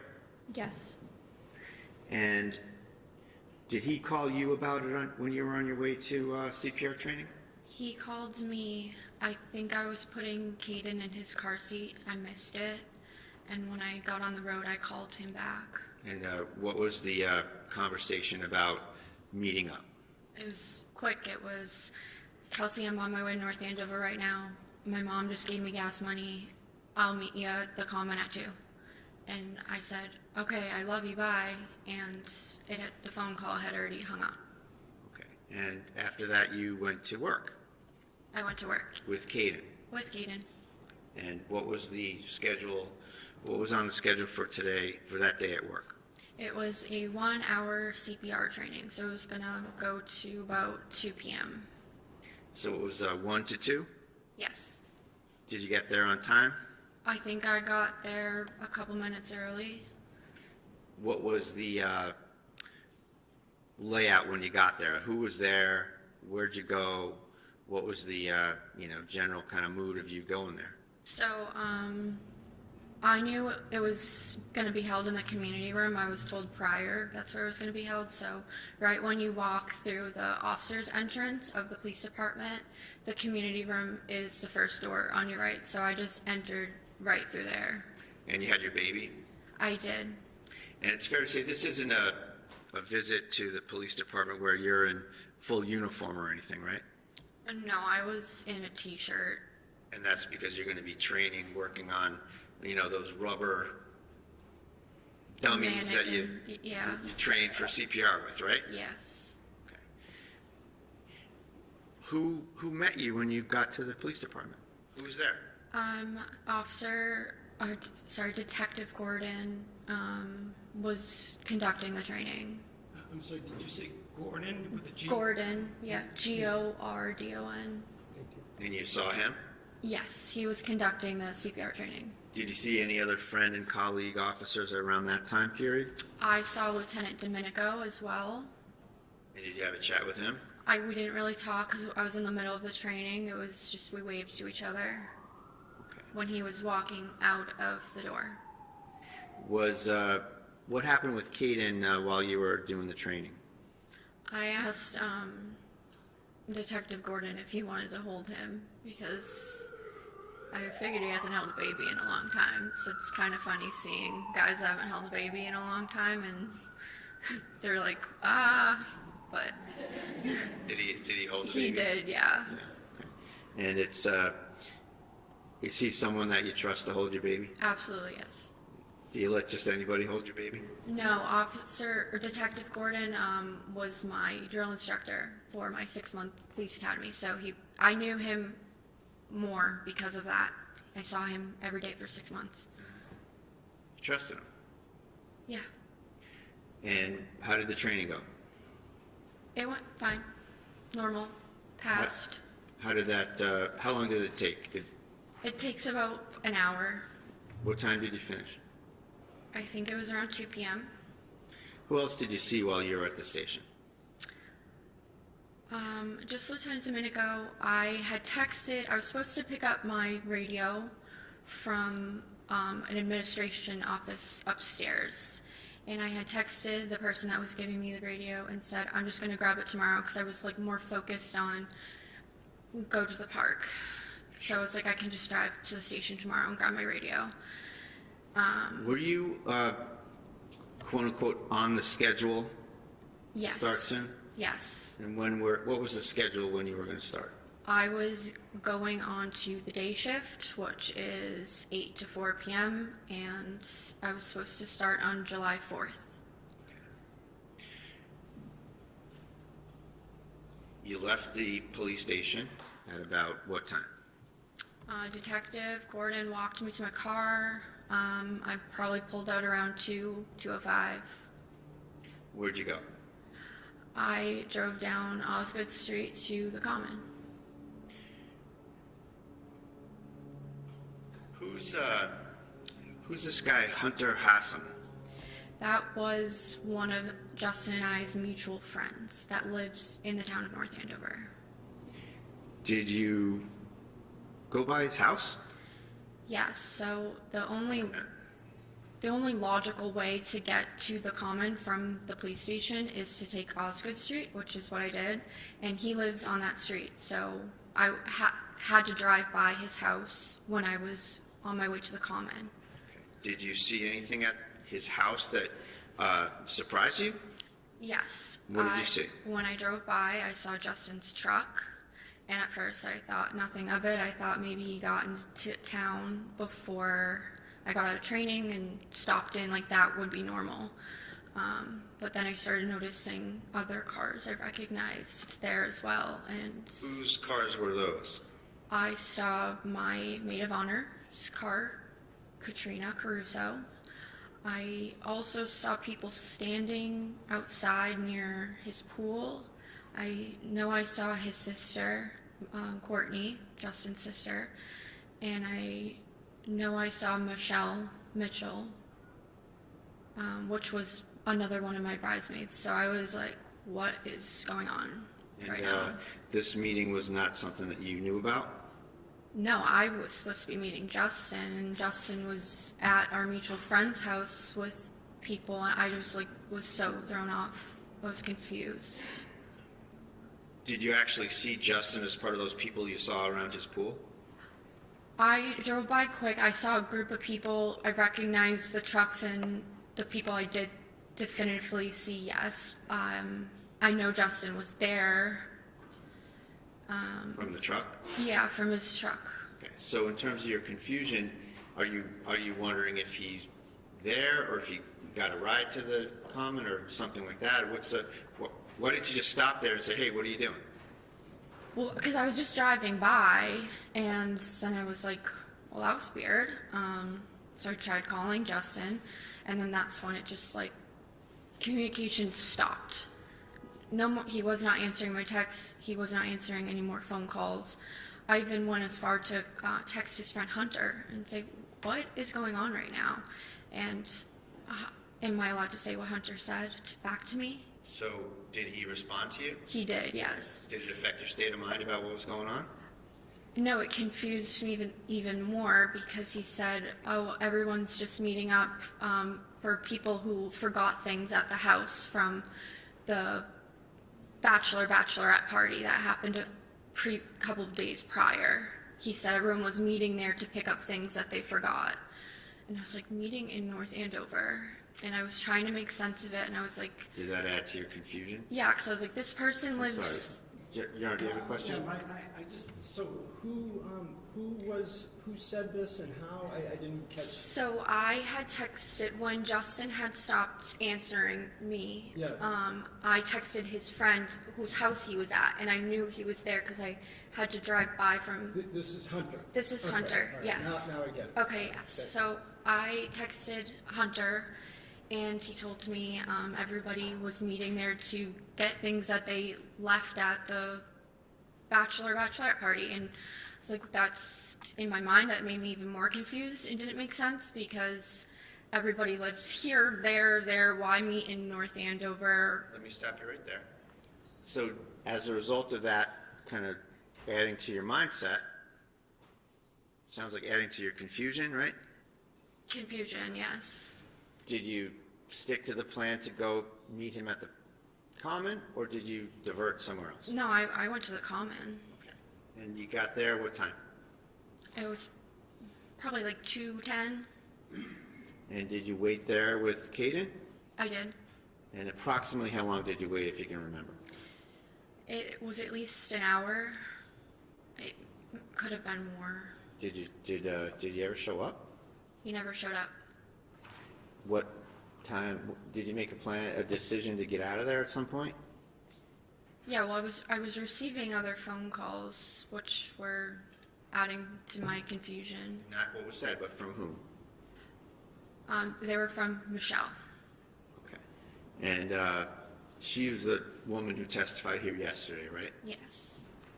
And she indicated that she was trying to meet up with you, and you were... To get coffee. And you were trying to focus on meeting with Justin. Trying to meet Justin. Okay. Like, I love you, I'll call you later. Trying to meet my fiance at the park. To Michelle, you said that? Yes. Okay. Did you go home after that? Yes. What time did you go home? It was at least an hour after 2 p.m., so sometime around maybe 3:30, because I know I was waiting a while at the park.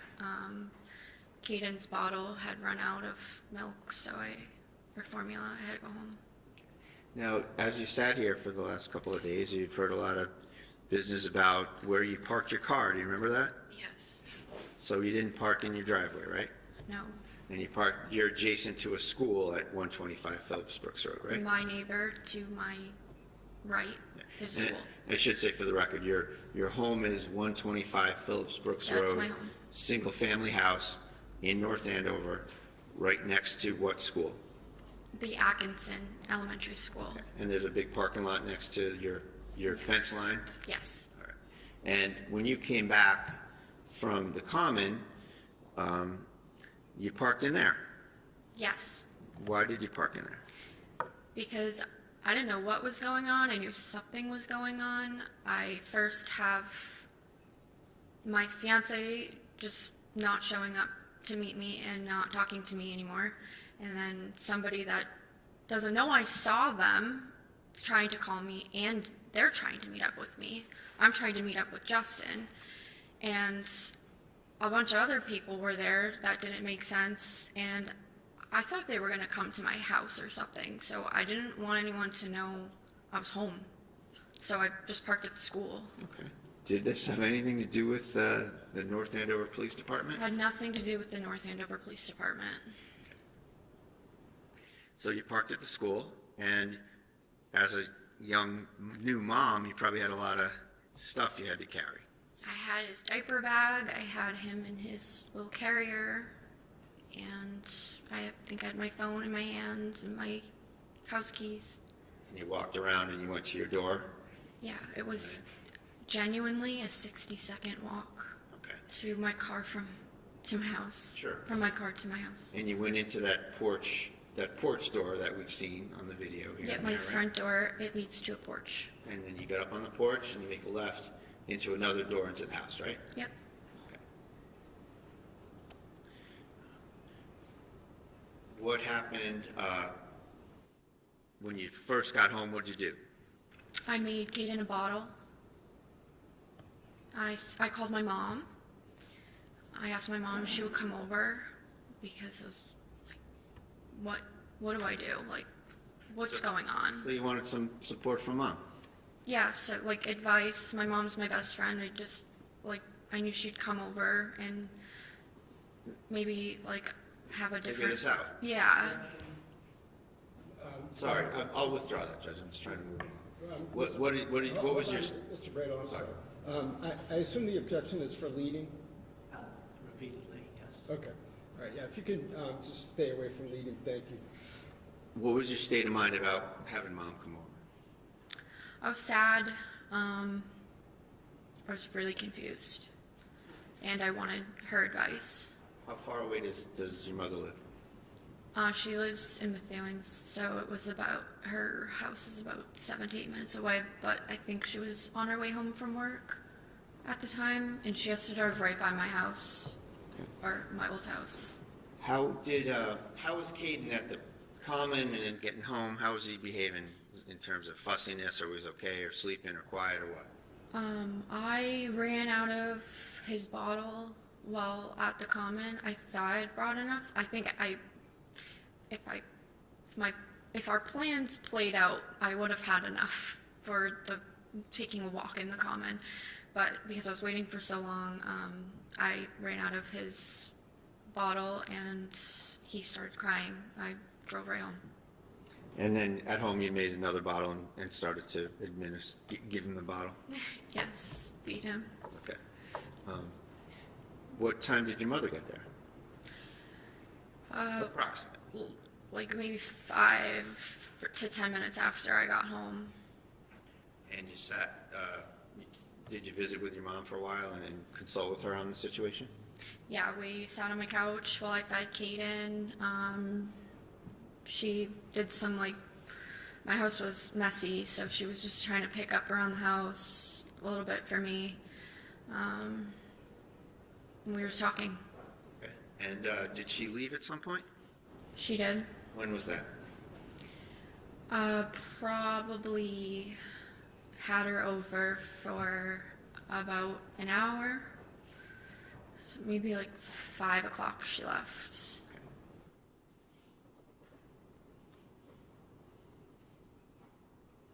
Was her car in the driveway? Hers was, yes.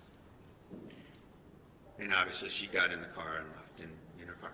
Yeah, I told her that I was gonna be packing and probably going camping with my son, which is normal for me. My family owns land. We call it our happy place. I've been going there since I was a baby, so I was gonna go there to clear my mind since Justin wasn't going to meet up with me. I just figured I don't have work till the 4th, so that's what I'm gonna do. And The idea of sitting around. just, Sustained. I just didn't. No, I'm Oh, sorry. sorry. Objections was sustained. Oh. So, next question.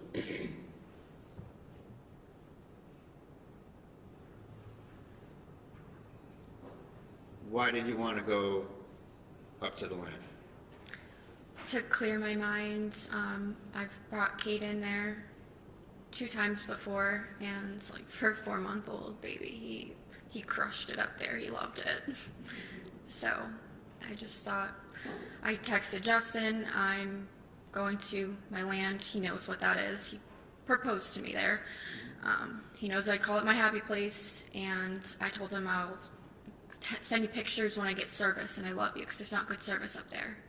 And that was the last thing I ever said to Justin.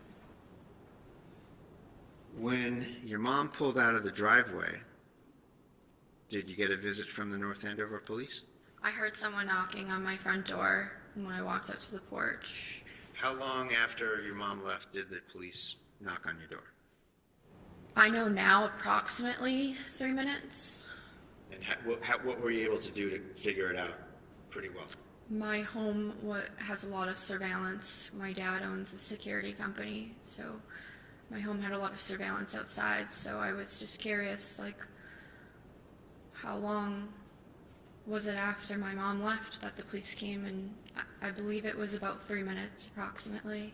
Can you use the video system to refresh yourself on time intervals and such? Yeah, yes. And while we're on that topic, are there timestamps on the clips from your house? Yes.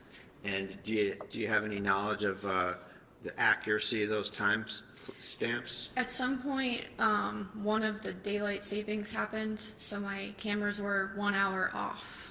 And how off? Like which way off were they?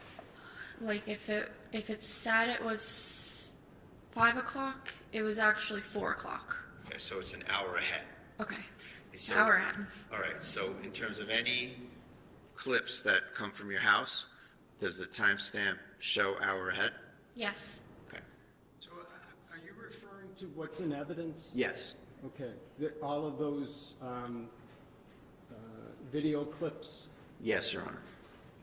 So, just want to make sure, did we say that right, that the clips are an hour ahead, or is the actual clip an hour behind? I have to think about this, I'm sorry. It's okay, we can come back to it later. I do that all the time, that's okay. How long after your mother left did you hear a knock on the door? Like 3 to 5 minutes. Where were you when you heard the knock?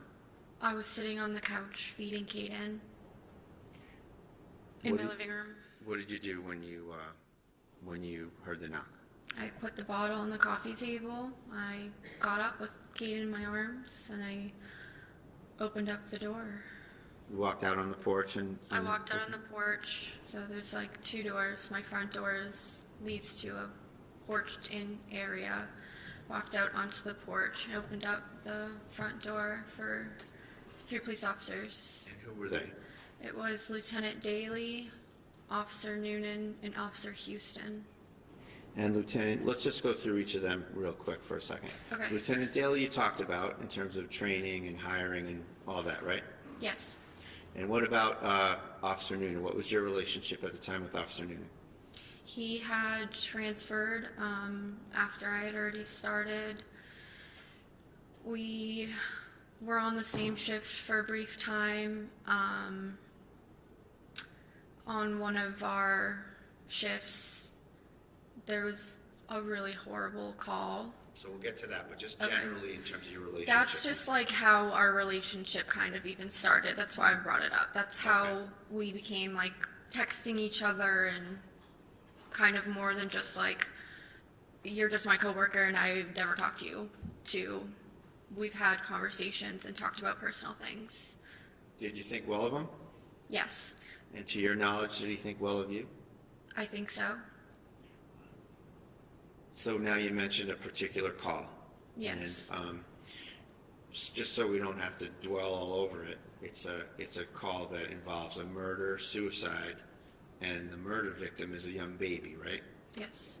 And when was that call? It was in August of 2024. Was that response just you and him? I believe I was the first officer in with Officer Cuevas, and then Officer Noonan came. It was like pretty much when something like that comes over the radio, everybody starts heading there. But the call was in my sector, so the sector I was assigned to that night. So I was the closest with Officer Cuevas. So we walked in together. Okay. And just to encapsulate it, the call involved administering first aid, and it was a difficult call. Yeah. And that's kind of the source of when you sort of broke the ice with Officer Noonan? Yeah, we stood outside of the scene for a long time, all of us, everybody who was on that call, and we talked, and then the chief had asked us to, we were like out of commission for the night. Other officers came in and filled in for us, and we had like a meeting debrief in the chief's office. He had pizza delivered. Okay. And just in general, fast forwarding all the way to June 30th of 25,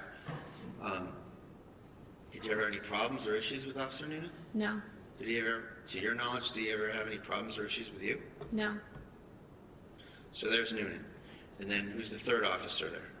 Officer Houston.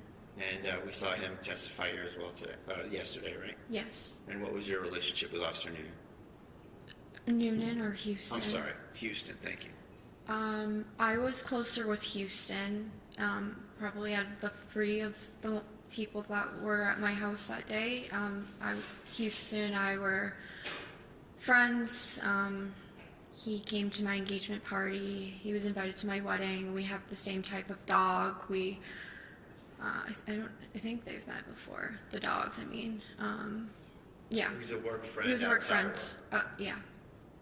So these three come to the door. What are the circumstances of how they come in the house? Did you let them in, or how did that happen? I opened the door, and Lieutenant Daly immediately put his foot on my front porch, and we didn't just come in, and I was like, okay, all right. I didn't hear that one. When I opened the door, Lieutenant Daly put his foot into my porch, and they just said, we need to come in, and I said, okay. And then did you turn around and you and Kaden walked back in the house and they followed you? Yes. So what happened when the four of you, five of you, got into the living room area? They asked me, Lieutenant Daly asked me to put Kaden down in his car seat. They've referred to it as like a rocker, does rock, but it was his car seat. And I was in the middle of feeding him, so when I put him down, he was obviously crying, and I was like, whatever this is, I'm gonna hold my son, because they had a folder. I knew they were gonna give me something. At that moment, yeah. did you have any idea what was going on? No, I knew, obviously I knew something was going on. The police are in my house, my coworkers, but when they told me to put Kaden down, I was like a little hesitant because I'm in the middle of feeding him, and then I listened, I put him down, and he started crying, and I was like, no, I'm gonna hold my son, whatever this is, like, I'm gonna feed my baby and read it. So I picked Kaden back up, and I had him on my lap while I opened the envelope, and that's when Lieutenant Daly said, Justin filed a restraining order against you. Okay, so you're trying to read it, and he's talking to you, and the baby's crying? Nope, baby you're isn't feeding crying him. anymore. I picked him up, and I'm feeding him. What did Daly say to you about the situation? I asked a lot of questions, like why? I was supposed to meet him at the park like a couple hours ago. I'm confused. He said he didn't know anything, and I said, do you have the affidavit so I can read what I'm being accused of?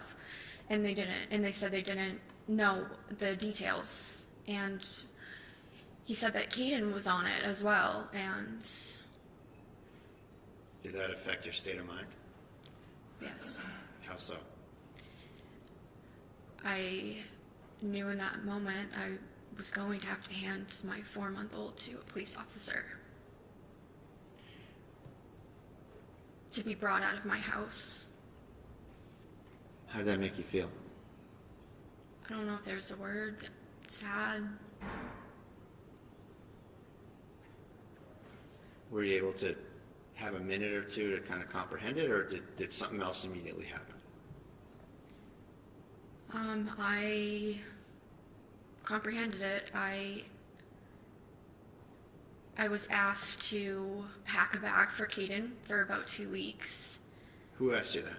Lieutenant Daly said the court the court date was in 14 days, so he said pack enough for 2 weeks. And He said that to you? yes, Okay. So you didn't take it upon yourself to want to do that?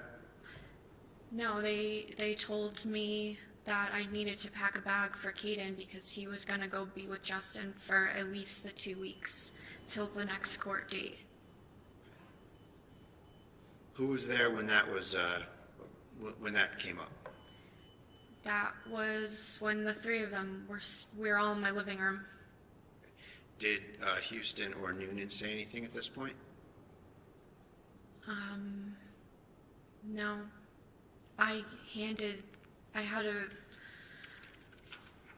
knew if I put Caden back in his car seat, he was going to cry. He loves being held.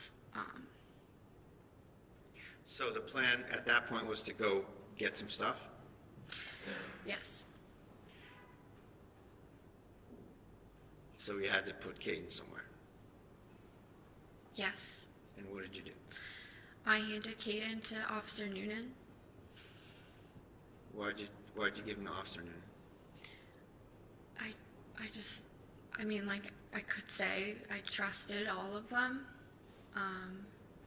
But I knew Officer Noonan I know Officer Houston has no kids, and I knew Daly seemed like preoccupied, and I knew Noonan had kids. So I guess that's probably what went through my mind, but it really wasn't that much of a thought. I just knew I had to have someone hold him because I didn't want him screaming in his car seat on the ground.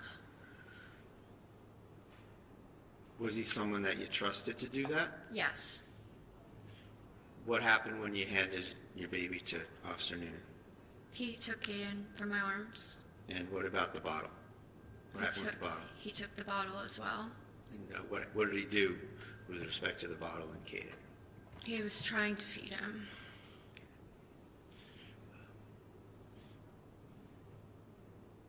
Did Officer Noonan exhibit any resistance or discomfort or anything with respect to holding the baby? No, I think he said like, oh, I haven't done this in a while, like something like that.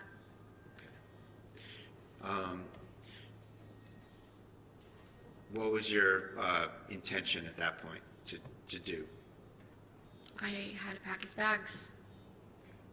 And are you, as you're starting to go figure that out in terms of luggage, what do you need, where's he going, etc., are you having kind of an unfolding thought process, if you will?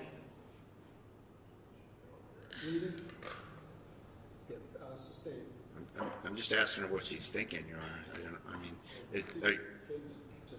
What are you thinking? So I grabbed one of my duffel bags, and I first went in the kitchen, and as I was putting the bottles in the bag, it was just kind of like all setting in exactly what was happening, and there was just so many unknowns, and as I was packing things, I was like, okay, Justin just broke up with me via restraining order. We have a wedding in 4 months. Caden is not going to be with me for 2 weeks. That's an eternity for a mom, any mom. And everyone was just brushing over the fact that it was 2 weeks. And I was like, 2 weeks without Caden? Like, and I just kept, in my mind was just going fast, like, I can't work overtime because I have a son now. I can't afford my home by myself without overtime. It was just, I lost everything. Even my doggy was on the restraining order. Maverick, my dog Maverick, was on the restraining order. So, my son... Was he your dog or Justin's dog? He was my dog. So I saw my baby go, my fiance, my dog, my house. And I knew that was going to be my job too. Because whatever I was accused of wasn't good if at restraining order. And you didn't have the affidavit? No. Where did you go after you went to the kitchen with the duffel bag and the bottles? I went all around the house because his diapers were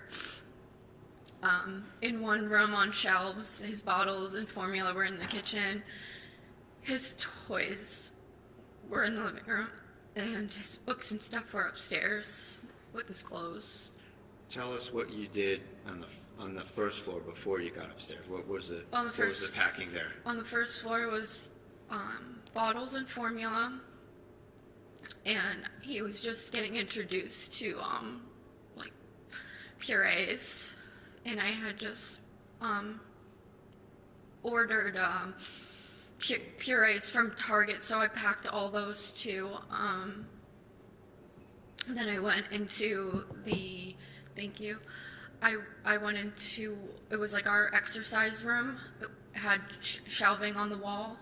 And there was just like a ton of boxes of diapers. I just put those aside and was like, 2 weeks, a lot of diapers, so take the boxes.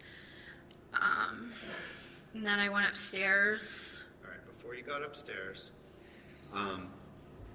part of the order was that you had to give up your firearms, right? Yes. Did you say anything to the officers about the location of your firearms? Yes, I did. What did you say? I told them that they were in the basement. Was that true? No. Why did you tell them that? Because I didn't want them to take them away. Why not? Because I wanted to be alone with my firearm and take my life. When did you make that decision? I made that decision as I realized I had just lost everything in a 15-second conversation with my coworker.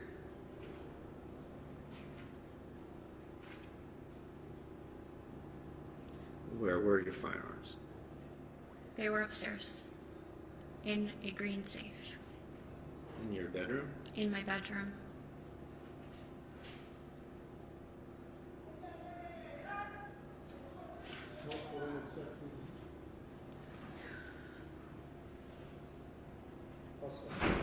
Thank you. So you went upstairs, you mentioned? Yes.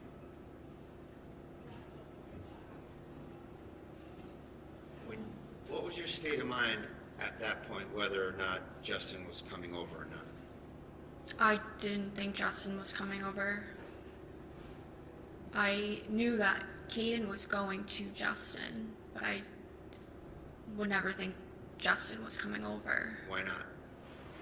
That's just not like normal practice to put a plaintiff and defendant in the same room intentionally. Usually you're doing the opposite as police officers, so I didn't think Justin was in the house. And the opposite being what? What's the opposite of what they did here? They let Justin in my house. So what's the normal procedure? Normal procedure is to separate people. It's like the first thing you do on any call where there's any sort of argument. You separate Now, you've served restraining orders, you mentioned, right? Yes. Is there a provision in those orders for accessing property? I don't know about specific provisions. I can tell you like what I've done before on a call where there was a restraining order involved. I don't know if it's a provision or not, though. Okay, we'll move on from there. Okay. So you were going to go upstairs, Yes. and you had made that awful decision already? Yes. What was your state of mind about whether or not you wanted to involve any police officers in that? I didn't want to involve anybody. I was trying to get everybody away from me. Why didn't you want to involve any police officers in that? These police officers in particular? 'Cause I wanted to be alone so I could kill myself. I decided that I was going to take my own life. I didn't want to involve anybody else in that.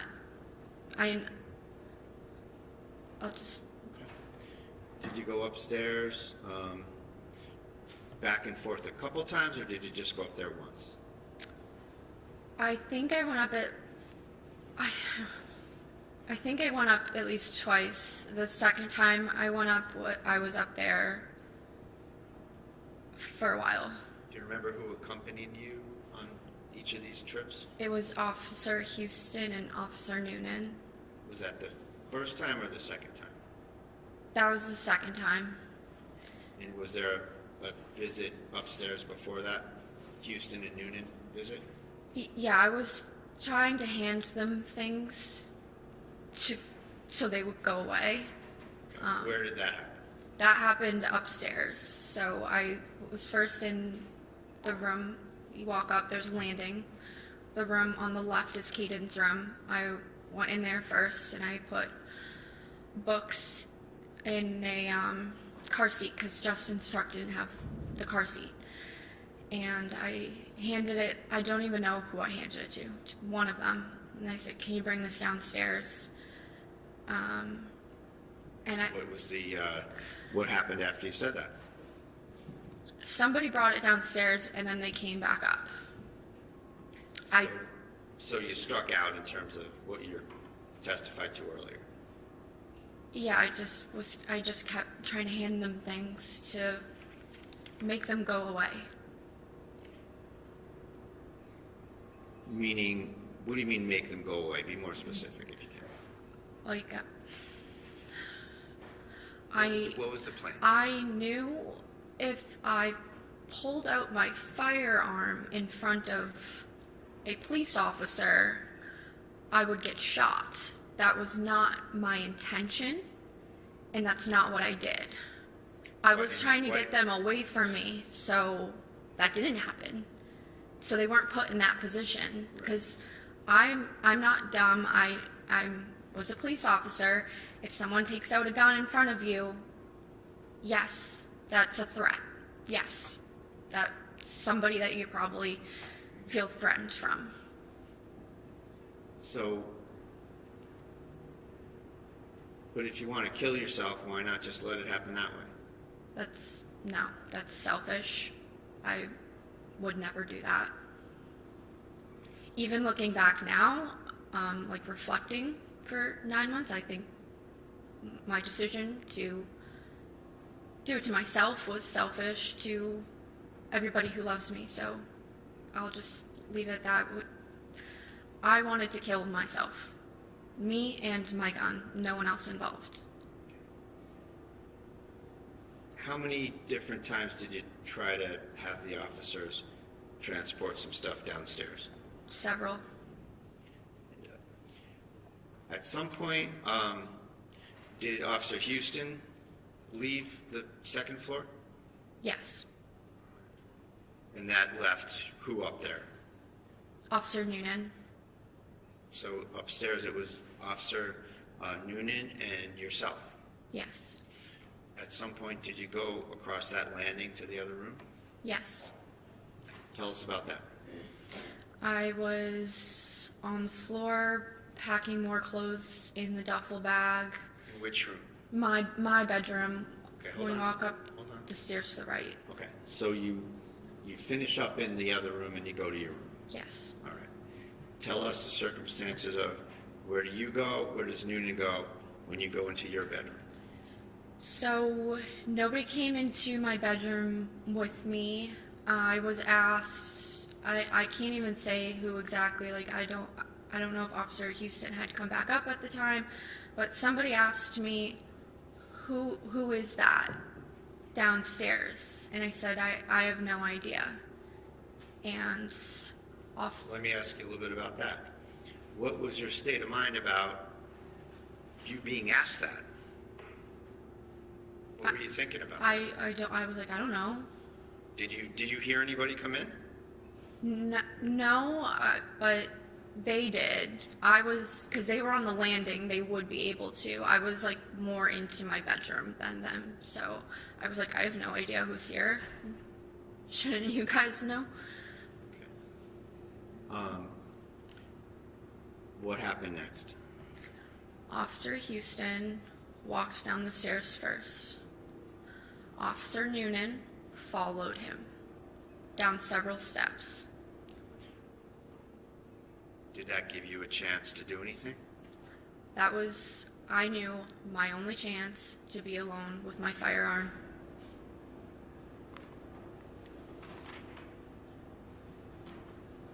Show you Exhibit 51.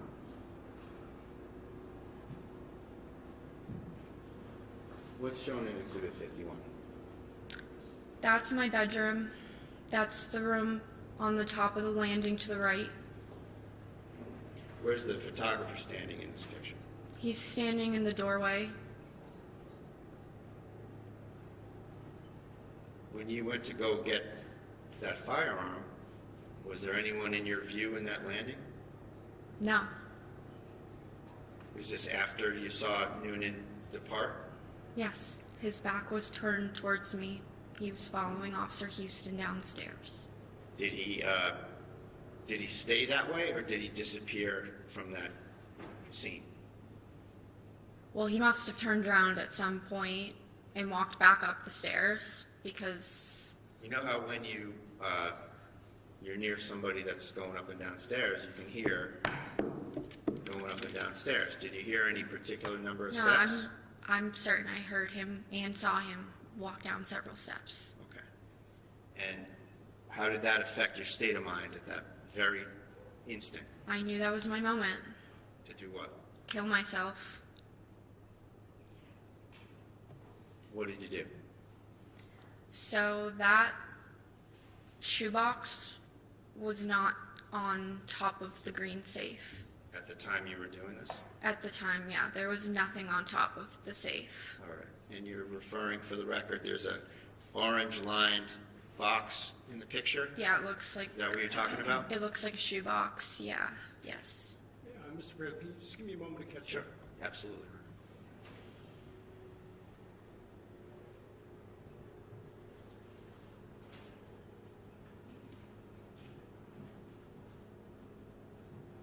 I'm sorry, did you say that that box was not on the, what did you say about that box? That box was not there.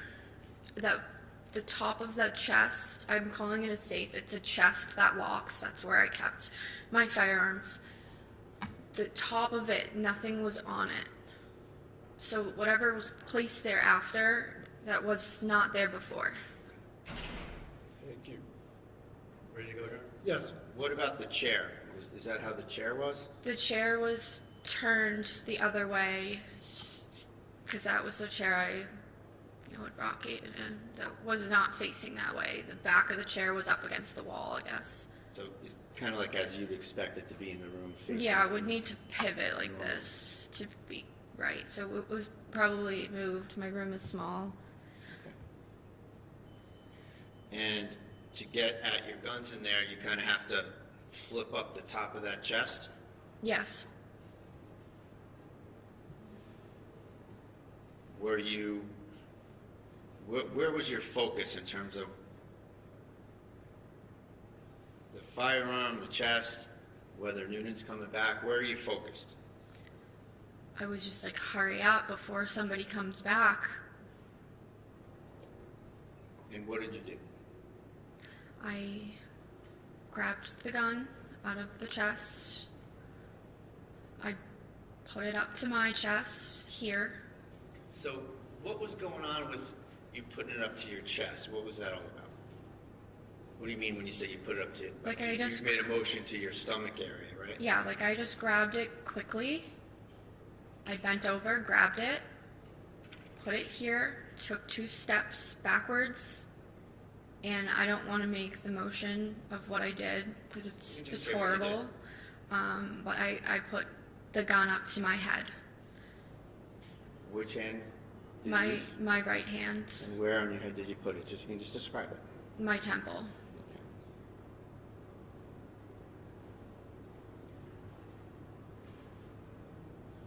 Was Noonan in the door frame by now? Not yet. He had just walked in, like when I pulled the trigger on myself, with the gun pointing towards my head.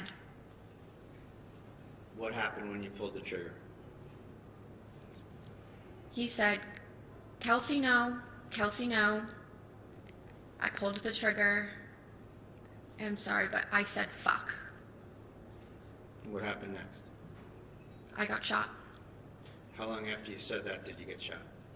I don't even think I got to the K in the word before I was shot. What would that feel like? What part? Getting shot in the chest. Hurt. Did the force of that bullet knock you in any particular direction? It knocked me backwards.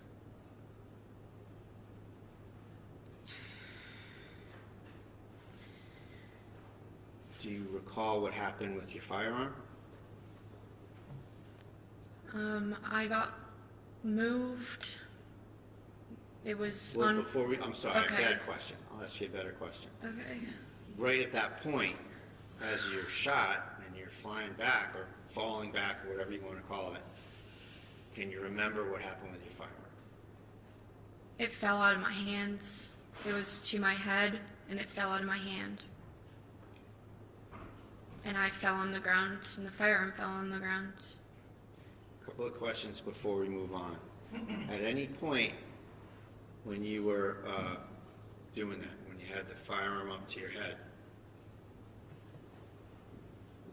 was Noonan present during the time you raised the firearm to your head?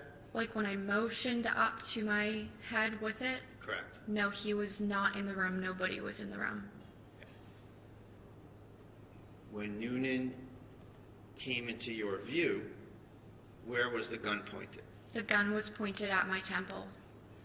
At any point, did you move the muzzle of that gun No. towards Noonan? No, never. Did you move it anywhere? No. Never.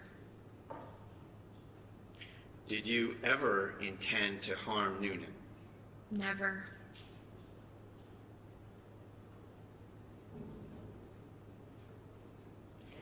What did you know about Noonan's kind of personal circumstances in your time getting to know him? He was like, so he was a cop for a long time, and I was considered like a rookie. And like after, I had like a few really bad calls in a row, and everybody kind of knew it. And the senior guys would like check in on me and give me advice, and he was one of those people. And he told me his own personal experience with like calls and how to handle them when they're bad. So, what was his family situation? I've met his wife. I knew he had a son just by like talking. Did you want to involve him in your tragedy? I didn't want to involve anybody. I wanted to take my own life. I never pointed the gun at a fellow police officer. It never happened. When you went onto the ground, what did Noonan do after he shot you? I thought he walked away, and Lieutenant Daly came over to me, and then I think Noonan walked back over to me, and like I couldn't say anything, really, but I couldn't breathe, and I think I was just like, why did you do that? Well, I'm like, it hurts, and then I just wasn't able. Say that? I said, why? Like, why? And he was holding my hand. Officer Noonan was holding my hand. And I said, why? I was so confused. Why? Where was Daly? Daly was there. What was he doing? He was on the radio. I don't know what he said exactly on the radio. I'm assuming, like... So, you get shot, and you got shot in the chest, right? Yeah. Lower chest. Well, after being shot, how did that affect your ability, I sound like a lawyer, but how did that affect your ability to perceive things and recollect things? I went into, like, a huge adrenaline shock. It didn't feel like normal pain. It almost felt like absent pain, but it felt like my entire body was burning, and I was completely alert, completely awake the whole time. I was speaking as much as I could. My lung was punctured, so that's why I was having trouble breathing, but other than that, I was very alert and aware of my surroundings. Where were you laying in the room? I was laying between my bed and the wall where the air conditioner is. Were your legs parallel to the foot of the bed or somewhere else? I think so. Yeah, I think that they were. Were you bleeding? Yes.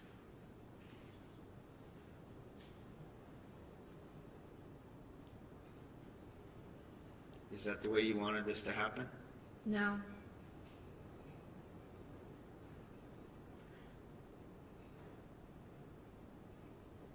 What do you remember next? The fire department got there fast. It felt really fast. They put me in like a bag. A sack?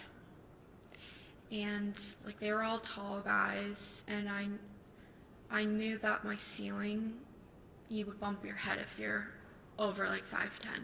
So when they were carrying me down, I said, watch your heads. And they brought me outside, and I think when I was still in my house, one of the firefighters was trying to put oxygen on my face, and I was taking it off and just saying, I want to die, I want to die, I want to die.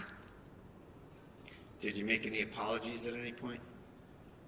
I think I said, I'm sorry, I tried to kill myself, I want to die.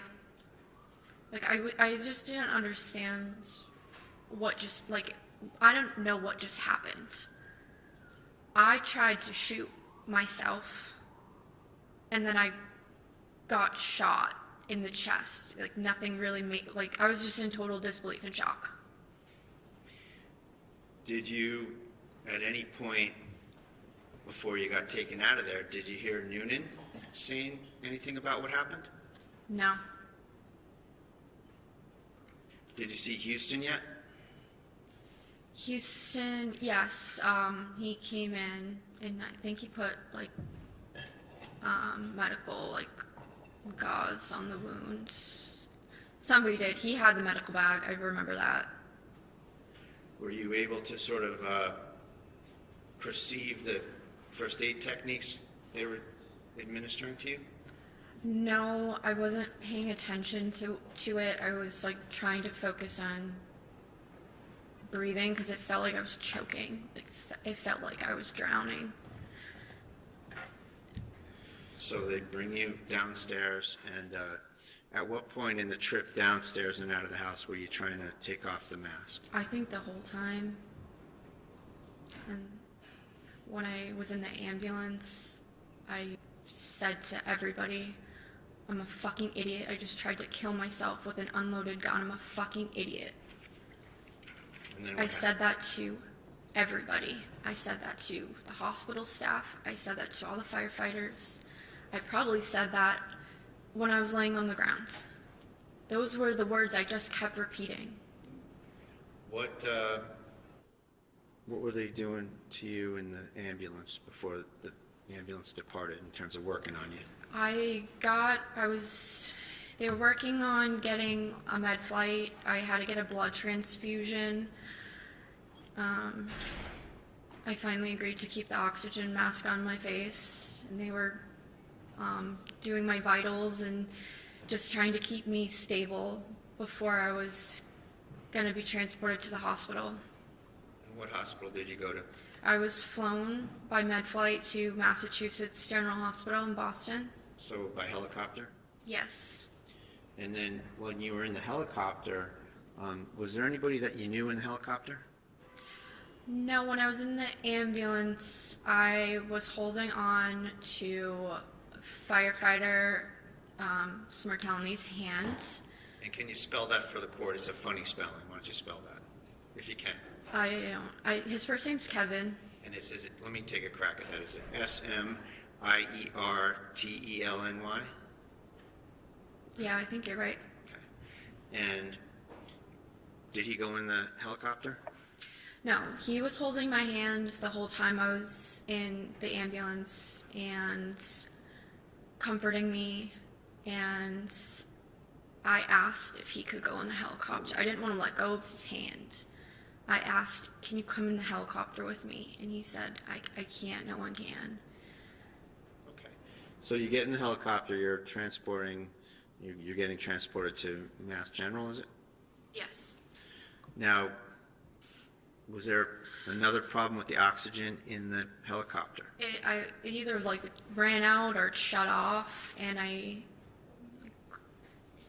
when you're in a med flight, you're laying down and there's a person flying the helicopter next to you, and I just tapped him and gestured. I felt like I was drowning again. Felt like I was choking I couldn't get a breath. So I just told him I couldn't talk, but I gestured to the oxygen that was above me. It wasn't working. I think they had switched the tank or something, or turned it back on. Something happened, but my oxygen got shut off in the helicopter, and they had to fix it. Was that indicative of maybe some kind of a change of heart about whether you wanted to die? Yeah, I think so. It's hard to say in those exact moments because it took a lot of healing from the moment I decided to make a suicide attempt to now to be healed mentally. So I don't know what my exact thoughts were in that moment, but I know when I got to the hospital, I said, I'm a fucking idiot. I tried to kill myself with an unloaded gun. How could I be so stupid? What was the length of time that you were at Mass General? The length from when I was admitted to discharge, it was 53 days. And how many operations have you had? I've had 5. And what were the kind of the main issues that Objection to the relevance. Relevance? just the circumstances, Your Honor, of what happened to her? Sustained. May I have a moment, please, Your Honor? Yes. Take your time.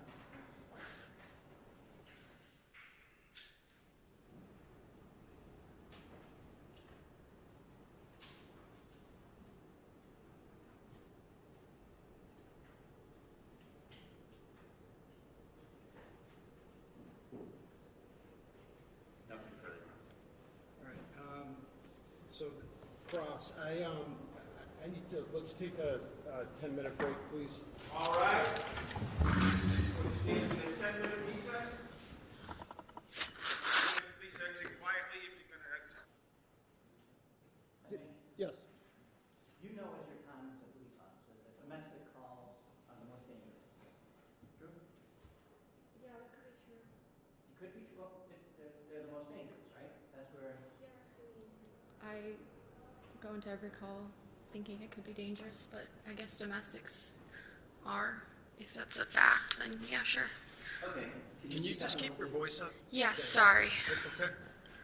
Sure. Well, okay, we'll step back and we'll go with your point. Every call is dangerous, right? It could be. Sure. Well, you have to treat it that way. Yes. Right? Because you don't know what you're walking into. Yeah. Domestic calls, like we just talked about, can be especially dangerous because you're dealing with people who are sometimes highly emotional. Right. Okay? That's why you always separate when you get to a scene. And we'll get to that, okay? And I agree with you. That you need to keep people apart. Right. You also need to. Excuse me one moment. Yeah, you're going to need to ask closer, cross closer to the mic. Okay. Thank you.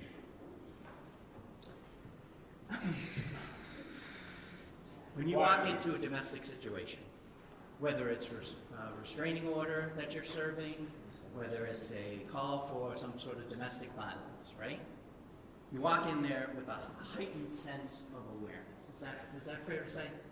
As a police officer, you always have a higher sense of awareness. Okay. But domestics are kind of a different animal, right? Yeah, I guess so. And because emotions are involved, true? Yes. And sometimes the opposite of love isn't hate, it's anger, and things can go in 9 different directions in a minute. Is that fair to say? Sure. When you're dealing with someone who you know has a mental health past, it can be even more volatile, correct? Volatile. Yes. I wouldn't use that word as it pertains to mental health, sir, respectfully. There is as a police officer, there is a heightened sense of awareness, right? You're taking all the information in. In every call, yes. Sure. Yeah. Well, domestic violence call in particular. You don't agree with me? No, I do. I agree with you on every call. A heightened sense of awareness is key to being a police officer. So domestic, car accident, anything. We go to work in a bulletproof vest. Exactly, that's my point. Yeah, we have so to. When you go to a domestic call, you try to separate people, right? Yes. Because if they come together or you can see each other sometimes, bad things can happen. Right? Yes. And so when you walk into a domestic violence situation, or any situation, right? Your first order of business is to keep everybody safe. Fair to say? Yes. The people who called, right? Yes. Yourself. Yes. If you have a partner, your partner. Yep, the other officers, yep. If there are family members there, you want to keep them safe. True? As a police officer, your job is to keep everyone, including yourself, safe. If there are children, you want to keep them safe. Everybody. Okay. So, and if you think there are guns in the house, that is a particularly serious concern for you also, right? Yes. For your safety. Yes. For your partner's safety. Yes. For the children's safety. For everybody, right? For everybody. And you know that, correct? I know that. And so you know when you walk into a scene, when you think there may be some mental health issues, that there may be some weapons, that you don't take your eyes off anybody, correct? Yes. Okay. So you don't let someone walk into a room by themselves, right? You shouldn't, no. You should have, and I think with Officer Houston, you should be in their pocket, right? I'm not familiar with that phrase. Did he say that? He did. Okay. Well, if you're not familiar, you should be right near him, right? Yes. Because at any point, someone could grab a weapon. True. True. Use a weapon. True. And especially when there's a heightened sense of volatility on some of these calls, right? Yes. And you know that as a police officer, correct? Yes. And that's just kind of common sense anyway, right? Yes. And you've been trained on that. Yes. And so you don't take your eyes off any of the parties, true? True. Right. You don't leave them alone. True. That's what you're trained to do, that's what you're supposed to do, and that's pretty much common sense of what you do. That's what you're supposed to do, yes. Right, okay. We agree on that. We do. Now, if there is you are a police officer, so you know other divisions of the forces, correct? Like SWAT. You understand what SWAT is, right? I was a very new police officer. I was only on for about 2 years. I'm not familiar with SWAT. I know it a little bit. Okay, so we'll talk about what you know. Okay. SWAT is like a special weapons tactical team. You Yeah, know that, I know that. I don't know exactly what their job functions are or what they do. You do understand that they respond to highly volatile situations that are dangerous, true? Yes. Okay. If there is a weapon involved, somebody's barricaded, there's an active shooter, they respond. Yeah, they go to everything that's bad. Okay. Because they're highly trained to deal with those situations, true? True. Okay. They're the ones who see guns all the time, see violence all the time, and have to react to a weapon. True? True. Okay. Because not every call involves a weapon. Some of them are, like you said, car accidents, true? Every call is very different. Yeah. And so, but those guys are trained and picked because they deal with that stuff well. True? I don't know how they're picked or trained. I know nothing about their training or the process of becoming on SWAT. Okay, but you know to call them if something happens. That wouldn't be my job, but my supervisors. But yes, we can agree to that, yes. Okay. They get called to bad things. I know this. They get called to bad things and have to deal with bad things. Yes. And you know that as a police officer, you need to qualify and get trained in order to do certain things. If you're on, like a domestic violence officer may have to be trained in domestic violence to be in a unit like that. True? Yeah, I mean, we didn't have that on my department, but I have heard of that on other departments. Like a domestic violence detective would probably be trained more in that sense. Right, so there's sometimes specialties Yes. that people focus on that Yeah. people are prepared to deal with better than other people. True? Yes.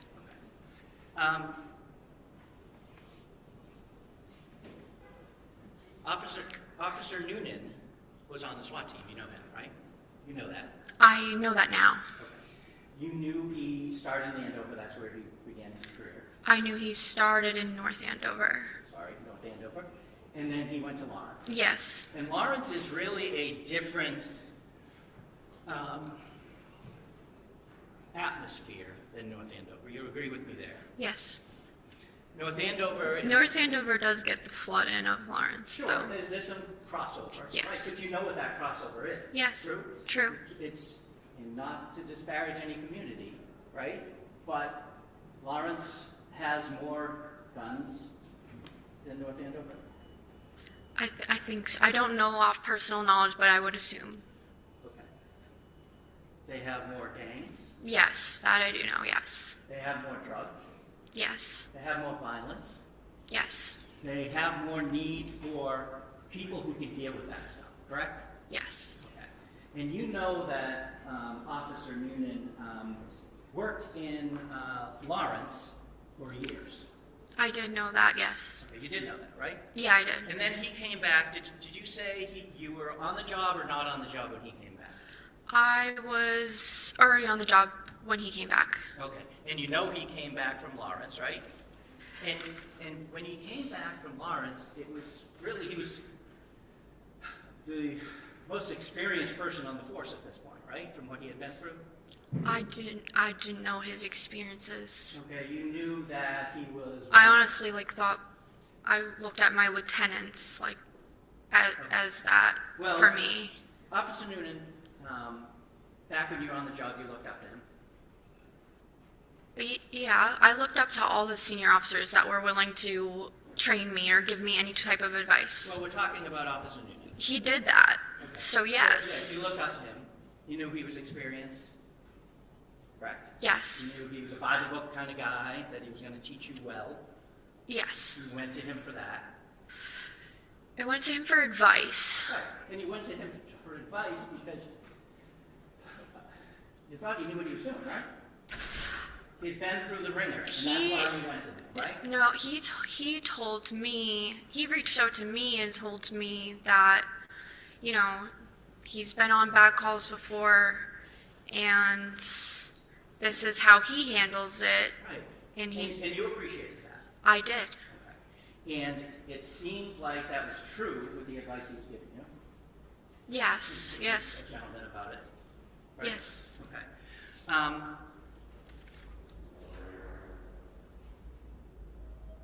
Justin's a different story in your life, correct? Justin,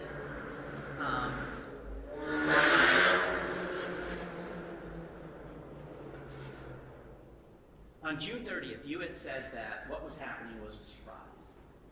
I don't know if you used those words, but the demeanor you gave off was this came out of the blue, right? I was very confused. You were confused, but stuff, and we're not going to get into it, but stuff that happened that weekend before, that Saturday night, that would have given you some inkling that something was wrong, right? I was aware me and Justin were in an argument. I was aware the second I woke up in the morning, that's why we were planning to meet. So it wasn't a surprise that there was some strife between you and him at that point. No, I knew that. I'm saying I was more surprised about being ditched at the Common and the police involvement. Those were the police had come to your house on that Sunday to check in on you, correct? I got accused of... I'm not asking what you were accused of. They came to see if I was okay. They thought I was in a car accident. I was never in a car accident. Okay. But they came to you because they were concerned about you, right? They thought I was in a car accident. Okay. And on the Monday... Somebody told them that. On the Monday... Well, okay, we'll get back to that. Okay. Okay. On the Monday, you were surprised by this order, correct? Yes, I was surprised by the order. And you say that you have no idea why this is happening. Right. You eventually think that you're, well, you know Caden's going to be taken away from you for a short period of time, right? You say short, and that's fine. But he was 4 months old, and it was 14 days. That's an eternity for me. I grant you that. Okay. I grant you that. Thank you. That is a significant amount of time for any parent. True? Yeah, okay? true. So I'm sure that was devastating to you, right? Yes, right? yes. And it was Justin who was doing that to you, right? It wasn't the police. No, right. It was Justin who went to court, who said, I should have custody of that child, correct? Correct. And so that's who is doing these things to you, right? Yes. So that's who your anger was focused on, right? I mean, I don't even know if I got to the point of grieving, of anger yet. I don't think I was there yet. But if any of my emotions were directed towards somebody, it would be Justin. Sure. Yes. Because you felt betrayed. I did. Okay. And you knew he was going to get Caden. I knew that I had to give Caden to the police, for the police to give Caden to Justin. You know the police don't take custody of children, right? I don't know that. Well, as your time as a police officer, have you ever actually taken custody of a child and left? I have. So you're telling this court, you're telling the judge, that if there is not a family member to take a child because something happens, that you actually take the child and leave? You don't call DCF?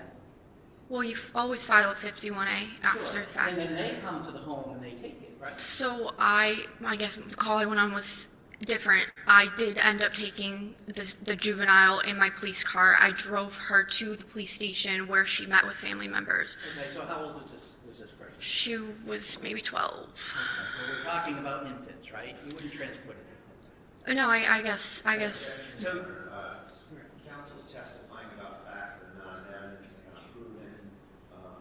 They're sort of being suggested as if they're gospel. which might mislead the witness. Okay. So, overruled, but, Mr. Gubitosi, can you just allow Ms. Fitzsimmons to complete her answer? And like all witnesses, I don't want you folks speaking over one another. Of course.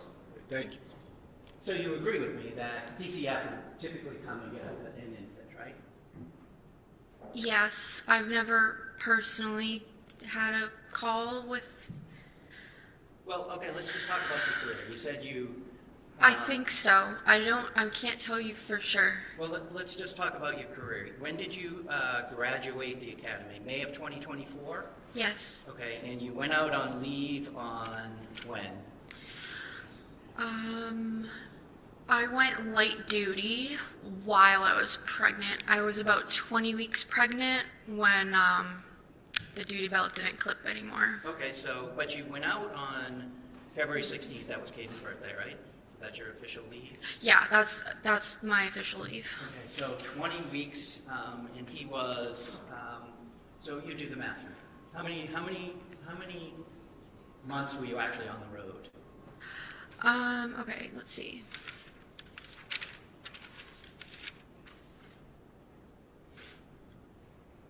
So like 7 months, and then I was light duty. So I graduated the police academy in May of 2024, and I went out on maternity leave February 16th of 2025. So were you actually just on the road for 7 months? Light duty, you're not on the road because, I mean, you're pregnant. Understood. Yeah. Understood. And that was your choice to stay in the station and work that way, right? Yes. Okay. But you were actually on the road, going to calls, doing the dirty work as a police officer, just for 7 months, right? Yes. Now, I'm going to jump back to June 30th at the house after the police come, right? You called your mom. You asked to do that, and they let you do that, right? There's no prohibition. You're talking about after the police? Yes, after the police arrived. Yes, I called my mom. Okay. And she came. Yes. Okay. She came. Now, you called her your best friend, right? My mom is. Your best friend, right? And so you could have talked to her, correct? Yes. When Justin arrived, you knew he came in the house, right? You heard him. No. You didn't hear him come in the house? No. You knew he was coming to get the baby. I never expected a police officer to allow the victim or plaintiff in a case to enter the home where the defendant is. Well, you knew he was getting the child, correct? Yeah, but I thought that I passed Kaden off to walk outside. I never thought, I never knew Justin was in my home. You knew he was coming to the house? I thought they would do it at the school, but yes, I mean, I knew he was going to be in the vicinity. I never expected or knew he walked through my front door. When you went upstairs, and we'll talk about that green chest you called it, correct? Yes. Was it locked? No. Okay, you could just flip it open. Yes. When you claimed you pulled the trigger, it clicked. It did. It was not around in the chamber. Correct. There was a full magazine in it, right? I think so. Okay. Yeah. Well, you had used that gun to go shooting on Friday, true? That is true. That's why I didn't chamber around, thank God. And when you're doing shooting, were you qualifying? What were you doing on that Friday? We have a qualification, yeah. Okay, so you had to do that, right? Yeah, because... And when you're shooting for qualifying, when you're at the range, how do you hold your pistol? 2 hands, and then there's some where they say use your strong hand or your left hand, you're not strong. But your typical reflex is 2 hands, true? Yeah, that's... 2 hands extended. That's most of the range day, yeah. Right, that's your training. That's the safest way to shoot a gun, true? So that's your default? That's what we do at the range for those 8 hours, other than the one part where you shoot with your strong and non-strong hands. So on Friday you spent hours shooting with 2 hands? Yes. Yeah, it was Friday, yes. Well, I'm asking you. I think so. Now, you stated that after the police came and you were starting to process things. True? Yes. And it took a bit for you to process things. About your life unraveling, if you will. True? Yeah, as I was packing things, it just started to hit me like, this is going, this is going, this is going. Just, as I was walking around the house, I just was like... All those things are going, and it's all because of what Justin did. Yes. Thank you. I have nothing else, Judge. Redirect? No redirect, Your Honor. Thank you. Okay. All right, you may step down. Thank you. Thank you, Your Honor. And the defense, you can call your next witness.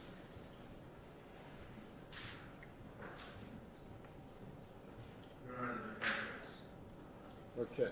Aside from Aside from what? the view. Okay.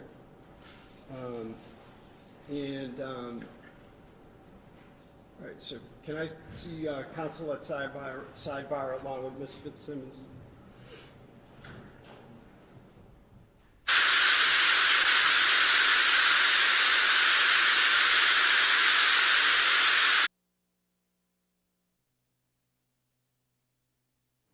So, you know what, a couple of things that we discussed at sidebar.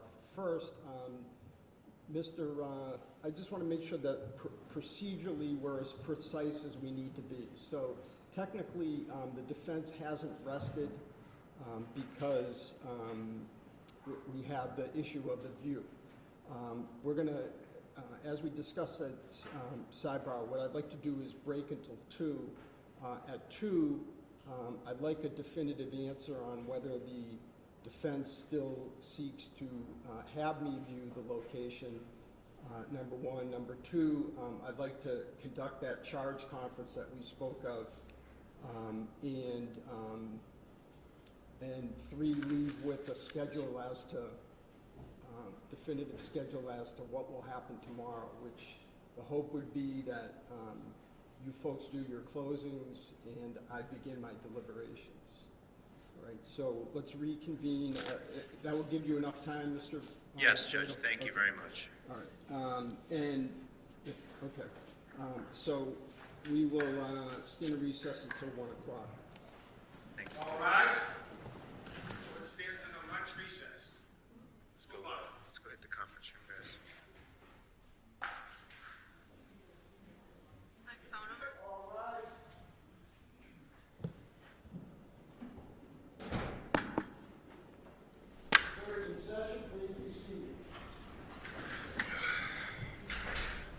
Good afternoon, Your Honor. We're back on record on the Kelsey Fitzsimmons matter. All counsel and the defendant are present. Okay. All right. So I guess let's start with the view. Mr. Bradle, is the defense still seeking the view?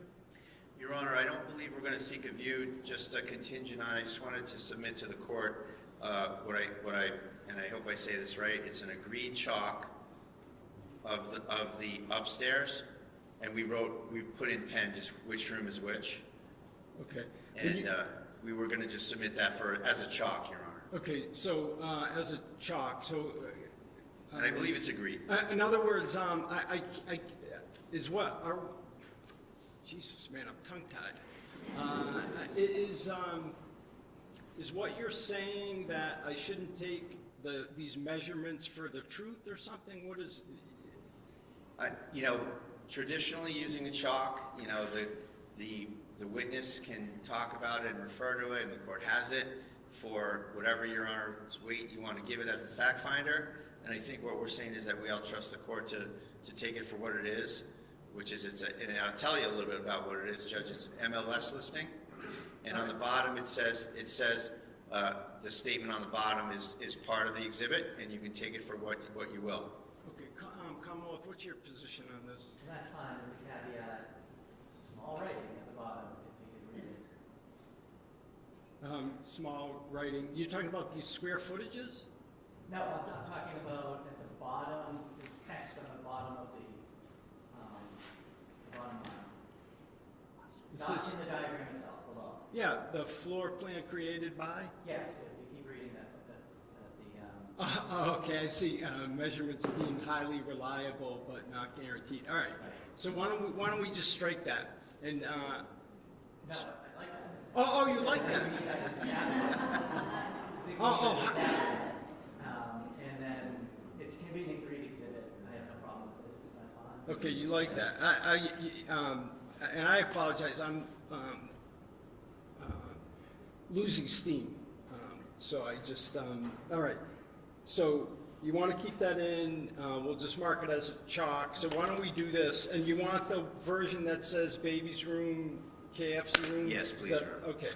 Why don't we mark it for ID at least, and then I'll use it. But this is helpful. And I, frankly, I think it's more helpful than a view because from my understanding from speaking to you folks at Sidebar, that room is going to look nothing like it did.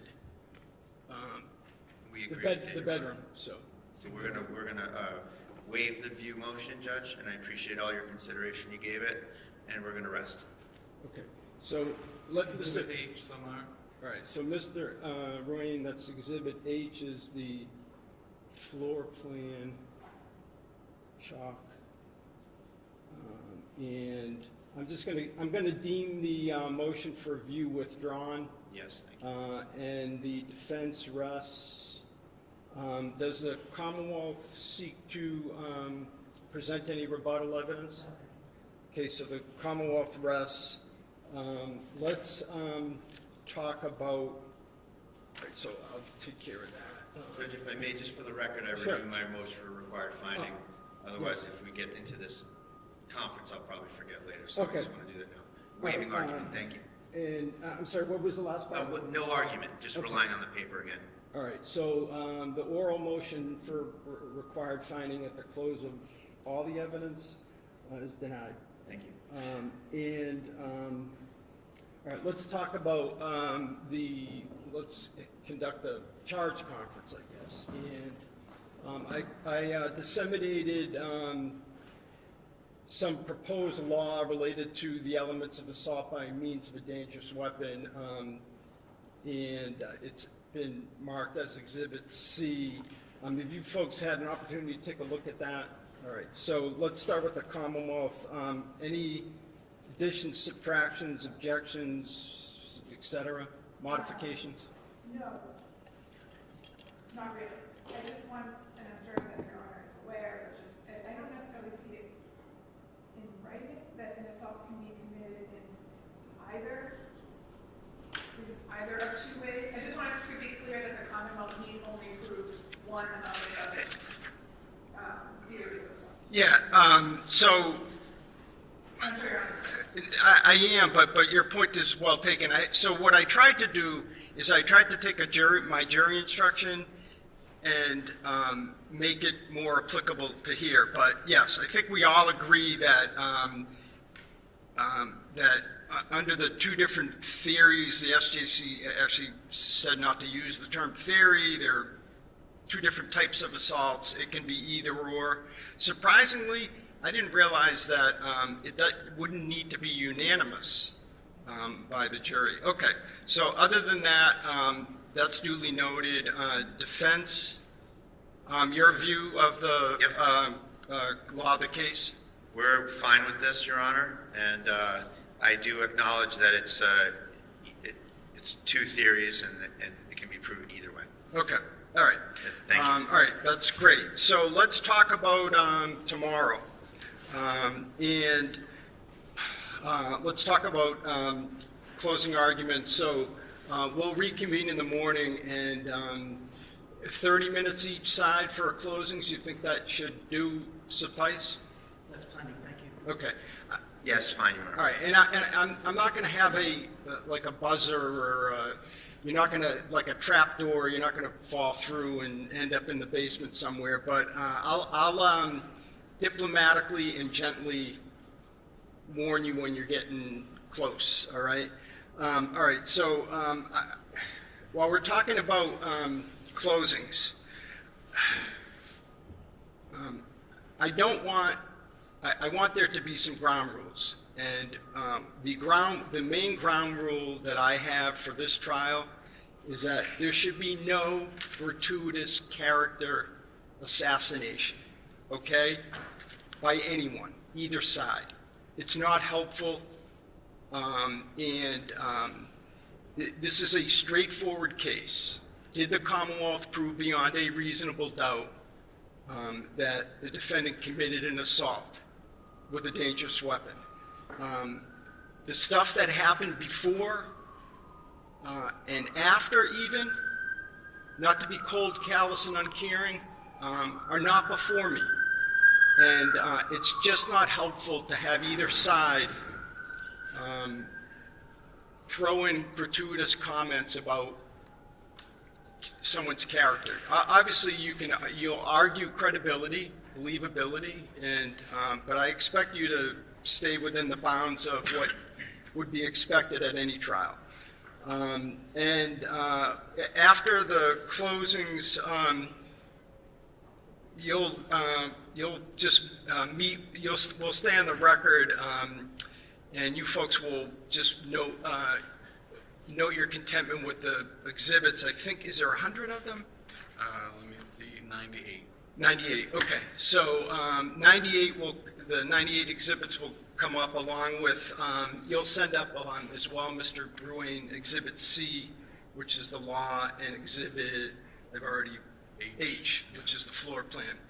So they'll be just like in a jury trial. After you folks have noted your contentment, our court officer will bring it up to me, them up to me, and I will deliberate.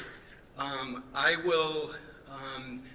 have no idea how long or short of a period of time that it will take me. What my plan would be is, so let's say that I begin deliberations at 10:30. What I likely would tell you at that point is, let's plan on reconvening at 2 tomorrow afternoon, and then I will let Mr. Ruane know if that target is going to be successful or not. I obviously am going to take as much time as I need to reach a verdict, so it may be Friday morning or something, so you folks should make yourselves available.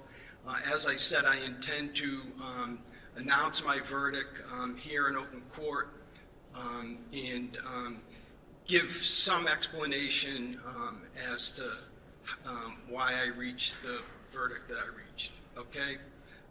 Anything else? Let's see if there's anything else in my... No, thank you. Defense? What time did you want to reconvene in the morning, Your Honor? I'd like to start at 9. And, okay, sure. Is that doable for everyone? Okay. Oh, and I also meant to, this may be obvious, but so the sequestration order is done now, is vacated. Okay, so thank you. We're going to ask folks that were subject to the sequestration order are no longer subject to it. Can come in and watch the closings, or et cetera. All right. All right. Thank you. We'll stand in recess. All right. Let's stand in recess. Tomorrow.